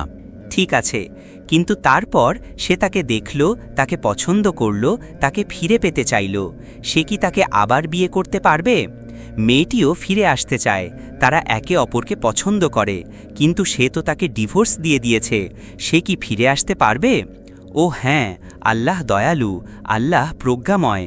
আল্লাহ স্বামী স্ত্রীকে আবার একসাথে দেখতে ভালোবাসেন, তাই তিনি অনুমতি দেন সে তাকে আবার বিয়ে করতে পারে। হ্যাঁ, কিন্তু তাকে আবার বিয়ে করার পর একই সমস্যা আবার শুরু হলো, হাড়ি পাতিল ছোড়াছড়ি শুরু হয়ে গেল। তাই সে আবার বলল, আমি তোমাকে তালাক দিলাম। দ্বিতীয়বার সে এখন ইদ্দাতে প্রবেশ করল এবং দ্বিতীয়বারের মতো 3টি মাসিক চক্রের সময় সে তার থেকে দূরে থাকে, কোনো শারীরিক সম্পর্ক রাখে না। সেই সময়কাল শেষে সেই আর তার স্ত্রী থাকে না। কিছুদিন পর সে তাকে দেখল, সে এখনও মহিলাটিকে পছন্দ করে, তাকে ফিরে পাওয়ার জন্য আকুল হয়ে আছে, সেও ফিরে আসতে চায়। এটা কি সম্ভব? সে কি ফিরে আসতে পারবে? সে কি তাকে আবার বিয়ে করতে পারবে? আপনি কি কখনো এমন কোনো ঘটনা শুনেছেন? না, আপনারা শোনেননি। আমি আপনাদের হয়ে উত্তর দিতে পারি, আপনারা কখনো এমন শোনেননি, কারণ কেউই আইনকে এভাবে ব্যাখ্যা করে না। আমি জানি না কে আমাদের এই আইন শিখিয়েছে, কেউই কখনো এভাবে শেখায়নি। পুরো ভারত আর পাকিস্তানে এরকম একটাও ঘটনা ঘটেনি যেখানে তালাকের পর দুজন আবার বিয়ে করেছে। আমি কখনো শুনিনি। না, যখন আপনারা ডিভোর্স দেন তখন আপনাদের একে অপরকে ঘৃণা করার কথা, পরিবার ভেঙে যাওয়ার কথা, আপনাদের একে অপরকে দেখার কথা নয়। এভাবেই আপনারা ডিভোর্স দেন। এমন ডিভোর্স নয় যেখানে আপনারা এখনও একে অপরকে ভালোবাসেন, আপনারা আবার ফিরে আসতে চান। তো সে তাকে তালাক দিল, আবার বিয়ে করল এবং তারপর সে দ্বিতীয়বার তালাকের ঘোষণা দিল এবং মহিলাটি দ্বিতীয়বার তালাকপ্রাপ্ত হল এবং তারা আবার বিয়ে করতে চায়। আল্লাহ দয়ালু, আল্লাহ প্রেমময়। আল্লাহ তাদের তৃতীয়বার বিয়ে করার অনুমতি দেন। এখন আল্লাহ বললেন, আমি তোমাদের এত সুযোগ দেওয়ার পর এখন সে তাকে আবার বিয়ে করার পর আবার হাঁড়ি পাতিল ছোড়াছড়ি শুরু হলো এবং সে আবার ঘোষণা দিল, আমি তোমাকে তালাক দিলাম। এখন আর না। যখন তুমি এই তৃতীয় ঘোষণাটা দিয়ে দিলে তখন আর কোনো সুযোগ নেই। তুমি তাকে দেখো, তাকে পছন্দ করো, তাকে ফিরে পেতে চাও, সম্ভব না। গায়রো জায়েজ। তৃতীয় ঘোষণা, এখন তাকে অন্য কাউকে বিয়ে করতে হবে এবং শুধুমাত্র সেই বিয়েটা যদি তালাকের মাধ্যমে শেষ হয়, কেবল তখনই তুমি তাকে আবার বিয়ে করতে পারবে। আল্লাহর রাসূল সাল্লাল্লাহু আলাইহি ওয়াসাল্লাম এটা পরিষ্কার করে দিয়েছেন যে সেই বিয়েটা কোনো কাগজের বিয়ে হতে পারবে না। এটা একটা সত্যিকারের বিয়ে হতে হবে, বিয়েটা পরিপূর্ণ হতে হবে। রাসূলুল্লাহ সাল্লাল্লাহু আলাইহি ওয়াসাল্লাম এর সুন্দর শব্দগুলো ব্যবহার করার অনুমতি যদি দেন, হাদিস বলায় কোনো লজ্জা নেই। তিনি বলেছিলেন যে পুরুষকে অবশ্যই তার স্ত্রীর মধু আস্বাদন করতে হবে। এগুলো ছিল তার কথা। সুতরাং বিয়েটা পরিপূর্ণ হতে হবে। কেবল তখনই যদি ডিভোর্স হয়, সে তার আগের স্বামীর কাছে ফিরে আসতে পারবে এবং একটি নতুন বিয়ে করতে পারবে। যখন ডিভোর্স হয়, যেমনটা আমি বলেছি, স্ত্রীর যা সম্পত্তি আছে সে তার সাথে নিয়ে যাবে, স্বামীর যা সম্পত্তি আছে সে তা নিজের কাছে রাখবে। বিয়ের সময় স্বামী যদি তাকে উপহার হিসেবে কিছু দিয়ে থাকে, সেটাও তার এবং সে নিয়ে যেতে পারবে। কিন্তু ডিভোর্সের সময় তার স্বামীর সম্পত্তির ওপর কোনো দাবি থাকবে না এবং স্বামীরও তার স্ত্রীর সম্পত্তির ওপর কোনো দাবি থাকবে না। কিন্তু আজ সকালে আমি যে মহিলাকে লিফট দিয়েছিলাম তার কি হবে? তার একটা লিফটের দরকার ছিল। আমি বললাম আসুন বসুন, সে আমার পাশের বাড়ির প্রতিবেশী। আপনি কোথায় যাচ্ছেন? আদালতে, ডিভোর্স। তার স্বামীর ৫-৬টা সম্পত্তি ছিল। সে বলল আমি ওই সম্পত্তিগুলোর ওপর কোনো দাবি করছি না। সে বলল যে বাড়িতে আমি তার সাথে থাকতাম আমি ওই বাড়ির পেছনে আমার নিজের অনেক টাকা খরচ করেছি, এবং যখন ডিভোর্স হলো আমি যা খরচ করেছি তা লোকটি আমাকে ফেরত দেয়নি, আমাকে কিছুই দেয়নি। আমি আদালতে যেতে চাই না, কিন্তু আমি আদালতে যেতে বাধ্য। যদি লোকটি আমার সাথে একটি মীমাংসা করত আমি খুশি হতাম। লোকটি যদি আমাকে $30,000 দিত আমি খুশি হতাম, সে বলল। কিন্তু সে আমাকে কিছুই দেয়নি, তাই সে আদালতে গেল। সে যে ভুলটা করেছে তা হলো, যদি একজন স্ত্রী হিসেবে আপনি আপনার সম্পদ বিয়েতে খরচ করেন তবে তা একটি চুক্তির ভিত্তিতে হতে হবে। স্বামীকে জানতে হবে যে আপনি যা খরচ করছেন তা একটি উপহার, আপনার তা ফেরত পাওয়ার দরকার নেই, আপনি তা ফেরত চান না। অথবা তাকে জানতে হবে যে আপনি যা করছেন তা হলো আপনি তাকে একটি ঋণ দিচ্ছেন যা শোধ করতে হবে, কারণ এটি একটি ব্যবসায়িক লেনদেন। আপনি এটা বলতে পারেন না, দেখুন আমি তার স্ত্রী ছিলাম 15-20 বছর, আমি রান্না করেছি, আমি ধুয়েছি, আমি হাঁড়ি পাতিল মেজেছি, আমি ঘর পরিষ্কার করেছি, তাই এখন ডিভোর্স হচ্ছে, অর্ধেক তোমার অর্ধেক আমার। যখন এই ধরনের আইন প্রতিষ্ঠা করা হয়, যখন ডিভোর্সের সময় অর্ধেক অর্ধেক ভাগাভাগি হয়, তখন নারীদের হত্যা করা হবে। অনেক নারী যারা ডিভোর্স চাইবে তাদের মৃত অবস্থায় পাওয়া যাবে, কারণ স্বামী বলবে এটা অন্যায় যে আমার সম্পদের অর্ধেক তাকে দিতে হবে, কারণ সে আমার স্ত্রী ছিল এবং সে আমাকে আদালতে নিয়ে যাবে আর আদালত তাকে অর্ধেক দিয়ে দেবে এবং ফলস্বরূপ সে মারা যায়। এটা ইসলাম নয়। এখন একটি শেষ সমস্যাজনক ঘটনা। এখন সেই সব নারীদের ব্যাপারে কি করা যায় যারা বিয়ে করতে চায় কিন্তু স্বামী খুঁজে পায় না? আল্লাহর রাসূল সাল্লাল্লাহু আলাইহি ওয়াসাল্লামের একজন দাসী ছিলেন। তিনি তার মা আমিনার দাসী ছিলেন এবং তিনি রাসূল সাল্লাল্লাহু আলাইহি ওয়াসাল্লামের সাথে সারা জীবন ছিলেন যতক্ষণ না তিনি বিয়ে করেন। এবং যখন তিনি খাদিজা রাদিয়াল্লাহু আনহাকে বিয়ে করেন তখন তিনি মুক্ত করে দেন এবং তিনি মক্কার বাইরে একটি গোত্রে তার বিয়ের ব্যবস্থা করেন এবং সেই বিয়ে থেকে একটি পুত্র সন্তানের জন্ম হয়। ছেলেটির নাম ছিল আয়মান এবং তাই তিনি উম্মে আয়মান বারাকা নামে পরিচিত হন। কিছুদিন পর তার স্বামী মারা যান এবং যখন তার স্বামী মারা যান তিনি মুহাম্মদ আলাইহিস সালাতু ওয়াস সালামের কাছে ফিরে আসেন এবং যখন তিনি তার কাছে ফিরে আসেন তিনি বলেন, এই পৃথিবীতে এখন আমার পরিবারের শেষ সদস্য। সেই দাসী মহিলাকে তিনি তার নিজের পরিবারের সদস্য হিসাবে গণ্য করতেন, আর এ কারণেই তাকে আপনারা দেখুন তাকে তার পরিবারেরই একজন সদস্য হিসাবে গণ্য করা হতো। তো এখন তিনি রাসূলের ঘরেই থাকছেন। তিনি একজন একা নারী যার কোনো স্বামী নেই। আল্লাহর রাসূল সাল্লাল্লাহু তাআলা আলাইহি ওয়াসাল্লাম সমাজের মধ্যে একজন একা নারীর সাথে কেমন আচরণ করতেন? তিনি কি তাকে একাকী জীবনযাপন করার জন্য এমনি ফেলে রাখতেন? একজন অবিবাহিতা নারীর একাকিত্ব, আপনাকে দেখাশোনা করার কেউ নেই, আপনাকে পাহারা দেওয়া ও রক্ষা করার কেউ নেই, আপনাকে সঙ্গ দেওয়ার কেউ নেই। আল্লাহর রাসূল কি করেন? আমাদের কি করা উচিত? আল্লাহর রসূল তার সাহাবীদের সাথে কথা বললেন যারা তাকে ঘিরে বৃত্তাকারে দাঁড়িয়েছিলেন, আর তিনি জিজ্ঞেস করলেন তাকে কে বিয়ে করবে? কারণ কোরআনে একটি আদেশ আছে, তোমাদের মধ্যে অবিবাহিতদের বিয়ে দাও, এটি একটি আদেশ। তাকে কে বিয়ে করবে? জায়েদ বিন হারিসা নবী আলাইহিস সালাতু ওয়াস সালামের পালক পুত্র, তিনি ছিলেন একজন যুবক। তিনি বললেন আমি তাকে বিয়ে করব। তিনি এই সিদ্ধান্ত নেননি কারণ তিনি তার প্রেমে পড়েছিলেন। তিনি এই সিদ্ধান্ত নেননি কারণ তিনি তার প্রতি আকৃষ্ট ছিলেন। তিনি এই সিদ্ধান্ত নেননি কারণ তিনি তাকে চেয়েছিলেন। না, তিনি এই সিদ্ধান্ত নিয়েছিলেন কারণ আল্লাহর রাসূল বলেছিলেন তাকে কে বিয়ে করবে? কাউকে না কাউকে তো তাকে বিয়ে করতেই হবে। ঠিক আছে, আমিই করব, আর তাই আমি তাকে আল্লাহর জন্য বিয়ে করছি। এটা সম্ভব। আর সেই বিয়ে থেকে জন্ম নিল, কি ছিল তার নাম? কি ছিল তার নাম? আমার সিরা ক্লাসে কেউ ছিলেন না নাকি ভুলে গেছেন? উসামা। আর তাই উসামাকে নবী আলাইহিস সালাতু ওয়াস সালামের নাতি হিসাবেও জানা হতো। এই ঘটনা থেকে আমরা একটি শক্তিশালী বার্তা পাই যে আল্লাহর রাসূল সাল্লাল্লাহু তাআলা আলাইহি ওয়াসাল্লাম সমাজের উপর এই দায়িত্ব অর্পণ করেছেন যে অবিবাহিতা নারীরা যদি বিয়ে করতে চায় তবে তাদের বিয়ের ব্যবস্থা নিশ্চিত করতে হবে। যদি কোনো নারী বলেন না আমার বিয়েতে কোনো আগ্রহ নেই, তাহলে সমাজের কোনো দায়িত্ব নেই। কিন্তু যদি এমন নারী থাকেন যারা বিয়ে করতে চান, যেমন একটি মেয়ে 1995 সালে আমাকে চিঠি লিখেছিল, সেটা 10 বছর আগের কথা। সে মার্কিন যুক্তরাষ্ট্র থেকে আমাকে লিখেছিল, ভাই ইমরান, আপনি কি আমাকে সাহায্য করতে পারেন? আমি বিয়ে করতে চাই। হ্যাঁ, 10 বছর পার হয়ে গেছে, তার জন্য একজন স্বামী খুঁজে বের করতে পারিনি। তবুও আমি আপনাদের বলছি, তার চেয়ে বেশি বিশুদ্ধ হৃদয় এবং নির্মল চরিত্রের মানুষ আমি খুব কমই দেখেছি। দারিদ্র্যের মধ্যে বাস করেও সে কি অসাধারণ একজন মানুষ। ভাই ইমরান, আপনি কি আমাকে সাহায্য করতে পারেন? আমি বিয়ে করতে চাই।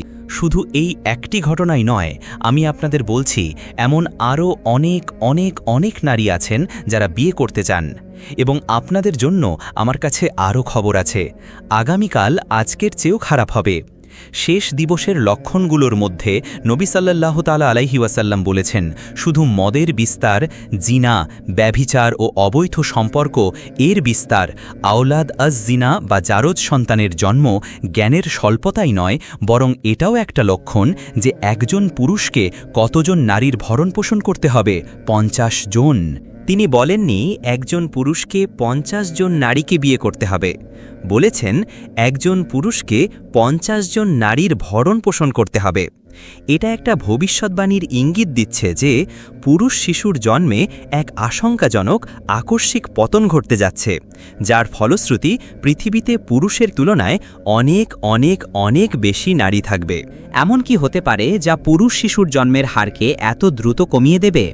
আমার ধারণা, এবং আমি দক্ষিণ আফ্রিকার ডাক্তারদের এই বিষয়ে গবেষণা করতে বলেছি, আমার ধারণা হলো পুরুষদের শুক্রাণু উৎপাদনের ক্ষেত্রে কিছু একটা ঘটতে হবে।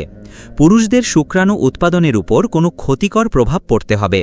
আর যখন আমি এই বিপদের কারণ খুঁজি, আমি তা দেখতে পাই, অবশ্যই আমি ভুলও হতে পারি, আমি এর কারণ দেখতে পাই খাবারে, জেনেটিক্যালি মডিফাইড খাবারে, এবং জেনেটিক্যালি মডিফাইড খাবারের প্রভাব পুরুষদের শুক্রাণু উৎপাদনের উপর।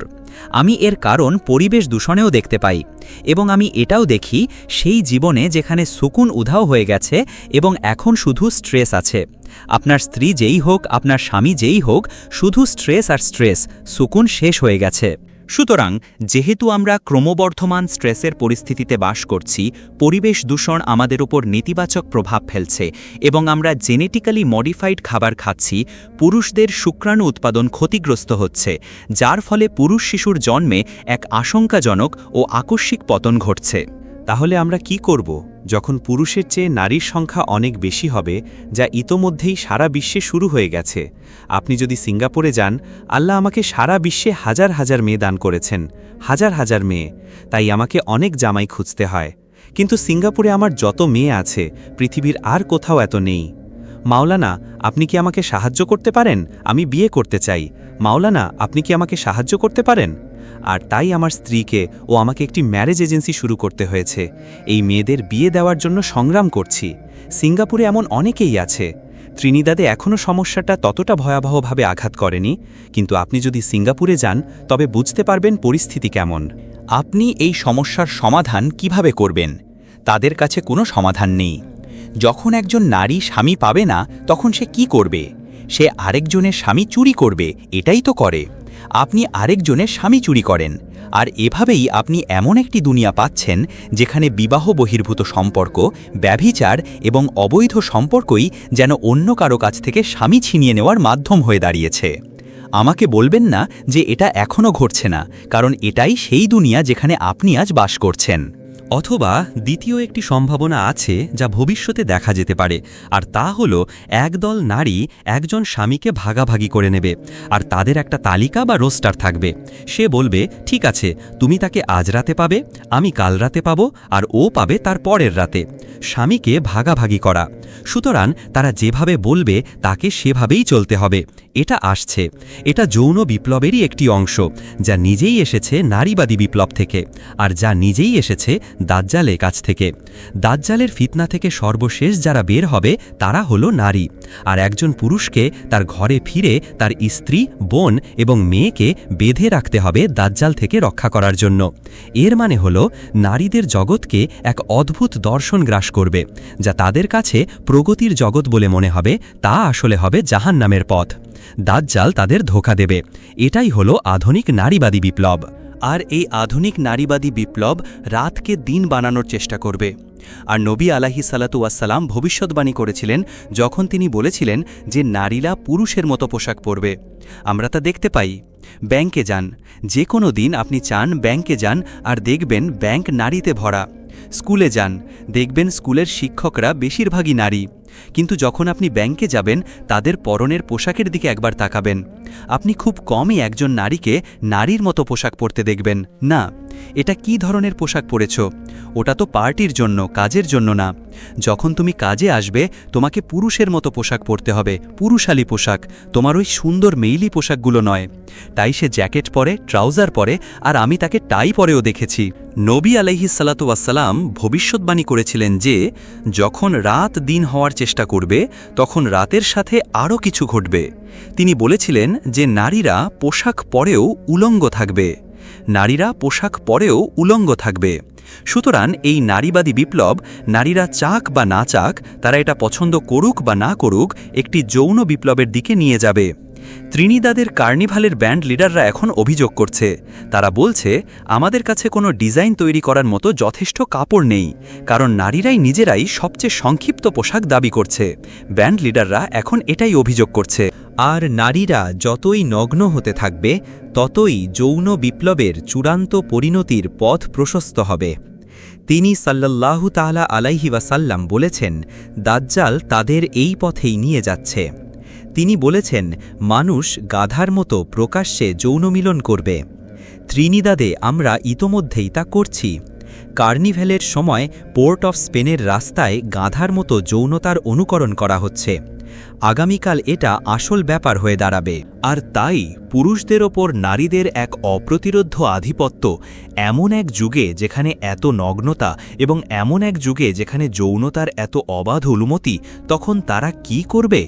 এই মুসলিম উম্মাহ কি করবে? এই সমস্যার সমাধান আপনার কাছে কি? আপনি শুধু বসে থেকে কিছুই না করে থাকতে পারেন না। এর একটাই সমাধান আছে, আমাদের কাছে সমাধান আছে, আর কারো কাছে নেই। আর তা হলো এই উম্মতের যে সব পুরুষের সামর্থ্য আছে তাদের অবশ্যই বিয়ে করতে হবে। কোরআন বলছে, ওয়া ইন খিফতুম আল্লা তুকসিতু ফিল ইয়াতামা ফানকিহু মা তাবা লাকুম মিনান নিসাই মাসনা ওয়া সুলাসা ওয়া রুবাআ ওয়া ইন খিফতুম আল্লা তা'বিলু ফাওয়াহিদাতান আও মা মালাকাত আইমানুকুম ইলা আখিরিল আয়াহ। বদরের যুদ্ধে অনেক পুরুষ শহীদ হয়েছিলেন, ফলে অনেক বিধবা ও এতিম তৈরি হয়েছিল। তাদের ভরণ পোষণের জন্য জাকাত ব্যবহার করা হয়নি, কারণ আমাদের জাকাত বাজেট এমন কোনো অসাধারণ পরিস্থিতি সামাল দেওয়ার মতো ছিল না। ব্যাংক দেউলিয়া হয়ে যেত। যখন জাকাতের মাধ্যমে জনসাধারণের বাজেট কোনো পরিস্থিতি সামলাতে পারে না, বহু বিবাহ প্রথা তো আগে থেকেই ছিল। এখন শুধু এ কথাই বলা হচ্ছে যে তোমাদেরকে এই স্ত্রীলোক, এই বিধবাদের দায়িত্ব নিতে হবে, তাদের বিয়ে করতে হবে, যাতে করে তোমরা সেই এতিম শিশুদের ভরণ পোষণের দায়িত্ব নিতে পারো, যাতে সরকারি বাজেটের ওপর কোনো চাপ না পড়ে। এবং তিনি 4 জনের একটা সীমা নির্ধারণ করে দিলেন। এর আগে কোনো সীমা ছিল না। এখন যখনই এই আয়াতটি নাজিল হলো, যারই 4 জনের বেশি স্ত্রী ছিল তাকে তালাক দিতে হয়েছিল এবং শুধু 4 জনকে রাখতে হয়েছিল, শুধুমাত্র আল্লাহর রসুল ছাড়া। কেন? তার জন্য কেন এই ব্যতিক্রম? তাকে 4 জনের বেশি স্ত্রী রাখার অনুমতি দেওয়া হয়েছিল, কিন্তু অন্যদের দেওয়া হয়নি। উত্তরটা হচ্ছে, যদি আমার 5 জন স্ত্রী থাকত এবং আমাকে একজনকে তালাক দিতে হতো, সে আবার বিয়ে করতে পারত। কিন্তু তিনি যদি তার কোনো স্ত্রীকে তালাক দিতেন, তিনি আর বিয়ে করতে পারতেন না, কারণ নবীর স্ত্রীগণ হচ্ছেন মুমিনদের মা। এর মানে হচ্ছে নবীর কোনো স্ত্রীর সাথে বিবাহ করা হারাম, কোনো পুরুষ তাকে বিয়ে করতে পারবে না। যেহেতু তাকে আবার বিয়ে করা থেকে নিষেধ করা হয়েছে, তাই 4 জনের বেশি হয়ে যাওয়ার কারণে তাকে তালাক দেওয়াটা অন্যায় হতো, এবং এই কারণেই নবী আলাইহিকে তার সব স্ত্রীকে রেখে দেওয়ার অনুমতি দেওয়া হয়েছিল। এভাবেই ইসলাম বহুবিবাহের প্রথাকে স্বীকৃতি দিয়েছে। কিন্তু আল্লাহ বলেন, যদি তোমার ভয় হয় যে তুমি তোমার দায়িত্বগুলো, বিশেষ করে ভরণপোষণের দায়িত্ব, ন্যায়ভাবে পালন করতে পারবে না এবং তোমার স্ত্রীদের সাথে সমতা ও ইনসাফ করতে পারবে না, তাহলে শুধু একজনকেই বিয়ে করো, শুধু একজনকেই বিয়ে করো। এই কথা বলতে এসো না যে কোরআনে বলা হয়েছে তোমার সব স্ত্রীদের সাথে সমান ভালো ব্যবহার করা অসম্ভব, তুমি যতই চেষ্টা করো না কেন, এবং এর মানে হচ্ছে ইসলাম আসলে বহু বিবাহ নিষিদ্ধ করে দিয়েছে। না, একদমই না। এটা নবীর সুন্নাহ, যা আমাদের অবশ্যই মেনে চলতে হবে, এবং তিনিই কোরআনের ব্যাখ্যা করেন। আল্লাহ তোমার কাছে যা চেয়েছেন তা হলো তুমি তোমার সর্বোচ্চ চেষ্টা করো, আল্লাহকে ভয় করো যতটা তোমার সামর্থ্যে কুলায়। সুতরাং তুমি তোমার সর্বোচ্চ চেষ্টা করো তাদের সাথে ন্যায় ও ইনসাফের সাথে ব্যবহার করার। একটা ব্যাপারে আমি ইমাম ইয়াসিন আবু বকরকে খুব শ্রদ্ধা করি। এই দেশে ওই লোকটির মতো সাহসী আর কোনো মুসলিমকে আমি চিনি না, আমি জানি না। তিনি একজন সত্যিকারের পুরুষ, কোনো ছেলে মানুষ নন। তিনি লুকিয়ে লুকিয়ে ডেপুটি স্ত্রীর পেছনে ঘুরে বেড়ান না। তার কোনো কাউগার্ল বা ডেপুটি নেই, যেমনটা তিনি নিজে বলেন। তিনি তাদের বিয়ে করেছেন, এবং যখনই বিয়ে করেছেন তাদের সবাইকে সবার সামনে এনেছেন, আলুর মধ্যে রেখেছেন। আমি অন্যদেরকেও চিনি যারা দ্বিতীয় বা তৃতীয় স্ত্রী গ্রহণ করে, কিন্তু আমরা কখনোই তাদের দেখতে পাই না, তাদের অন্ধকারে রেখে দেওয়া হয়। হ্যাঁ, কিন্তু ইমাম ইয়াসিন এমন নন। আজ রাতে আমরা তার প্রতি শ্রদ্ধা জানাই, কারণ তিনি বিবাহিত, তার 4 জন স্ত্রী আছেন এবং তারা সবার সামনেই আসেন। আপনি খবরের কাগজে তাদের ছবি দেখতে পাবেন। পুরো দেশ জানে তারা কারা। তিনি ভীত নন, তিনি লজ্জিত নন। এটা আল্লাহর আইন এবং তিনি আল্লাহর আইনই মেনে চলছেন। আপনার ভালো লাগলে আলহামদুলিল্লাহ, না লাগলে সেটা আপনার দুর্ভাগ্য। আমি চাই আমাদের আরও কিছু ইয়াসিন আবু বকর থাকুক এই দিকটাতে, এমন পুরুষ যাদের সুন্নাহ মেনে চলার সাহস আছে, এর জন্য যে মূল্যই দিতে হোক না কেন। কিন্তু এর আগে আমাদের যুবক ভাইদের জন্য বলছি, যখনই বিয়ের সময় আসবে নিশ্চিত করবে যাতে মেয়েটিকে তুমি আগেই জানিয়ে দাও। এটা আল্লাহর বিধান। আল্লাহর বিধান বহু বিবাহকে অনুমতি দেয়। তুমি যদি সেই ধরনের মেয়ে হও যে বলে, না, আমি আমার স্বামীকে অন্য কোনো মহিলার সাথে ভাগ করতে পারবো না, একদমই না, তাহলে অন্য কোনো মেয়ে খুঁজে নাও। কথাগুলো খুব কঠোর, কিন্তু কথাগুলো কাউকে না কাউকে বলতেই হবে, তাই আমি বলছি। নিশ্চিত করবে যে তুমি যেন কোনো ব্রেইন ওয়াশড মেয়েকে বিয়ে না করো, যেই মেয়ে দাজ্জালের ঈশ্বরবিহীন দুনিয়ায় ব্রেইন ওয়াশড হয়েছে। ইসলাম মানে আল্লাহর কাছে আত্মসমর্পণ, আর তাই ইসলাম মানে আল্লাহর কথার কাছে আত্মসমর্পণ। আমি মৌলানা আনসারির কাছ থেকে প্রথম যে শিক্ষাটা পেয়েছিলাম তা হল, প্রত্যেক বোনের এই শিক্ষাটা নেওয়া উচিত। যখনই তুমি জানতে পারবে যে এটা আল্লাহর কথা, মৌলানা আনসারি বলতেন, তুমি সেটা বুঝতে পারো বা না পারো, সেটা তোমার জন্য স্বস্তিকর হোক বা না হোক, যখনই তুমি জানবে যে এটা আল্লাহর কথা, এর কাছে আত্মসমর্পণ করো। বোঝাটা পরেও আসতে পারবে। এটাই ছিল প্রথম শিক্ষা, যা তিনি আমাকে 1964 সালে ছাত্র হিসাবে দিয়েছিলেন। আর এটাই সেই শিক্ষা যা আমরা আমাদের বোনদের দেওয়ার চেষ্টা করি। এটা আল্লাহর কথা, তুমি এটা বোঝো বা না বোঝো, এটা তোমার জন্য স্বস্তিকর হোক বা না হোক, এর কারণে ত্রিনিদাদের বাকি অংশে তোমার জন্য সমস্যা তৈরি হোক বা না হোক, যখনই তুমি জানবে এটা আল্লাহর কথা, এর কাছে আত্মসমর্পণ করো। এছাড়া আর যা কিছু তা ইসলাম নয়। ভবিষ্যতে আমাদের সমাজের একটা বড় সমস্যার সমাধানের পথে এটা একটা উপায় হতে পারে।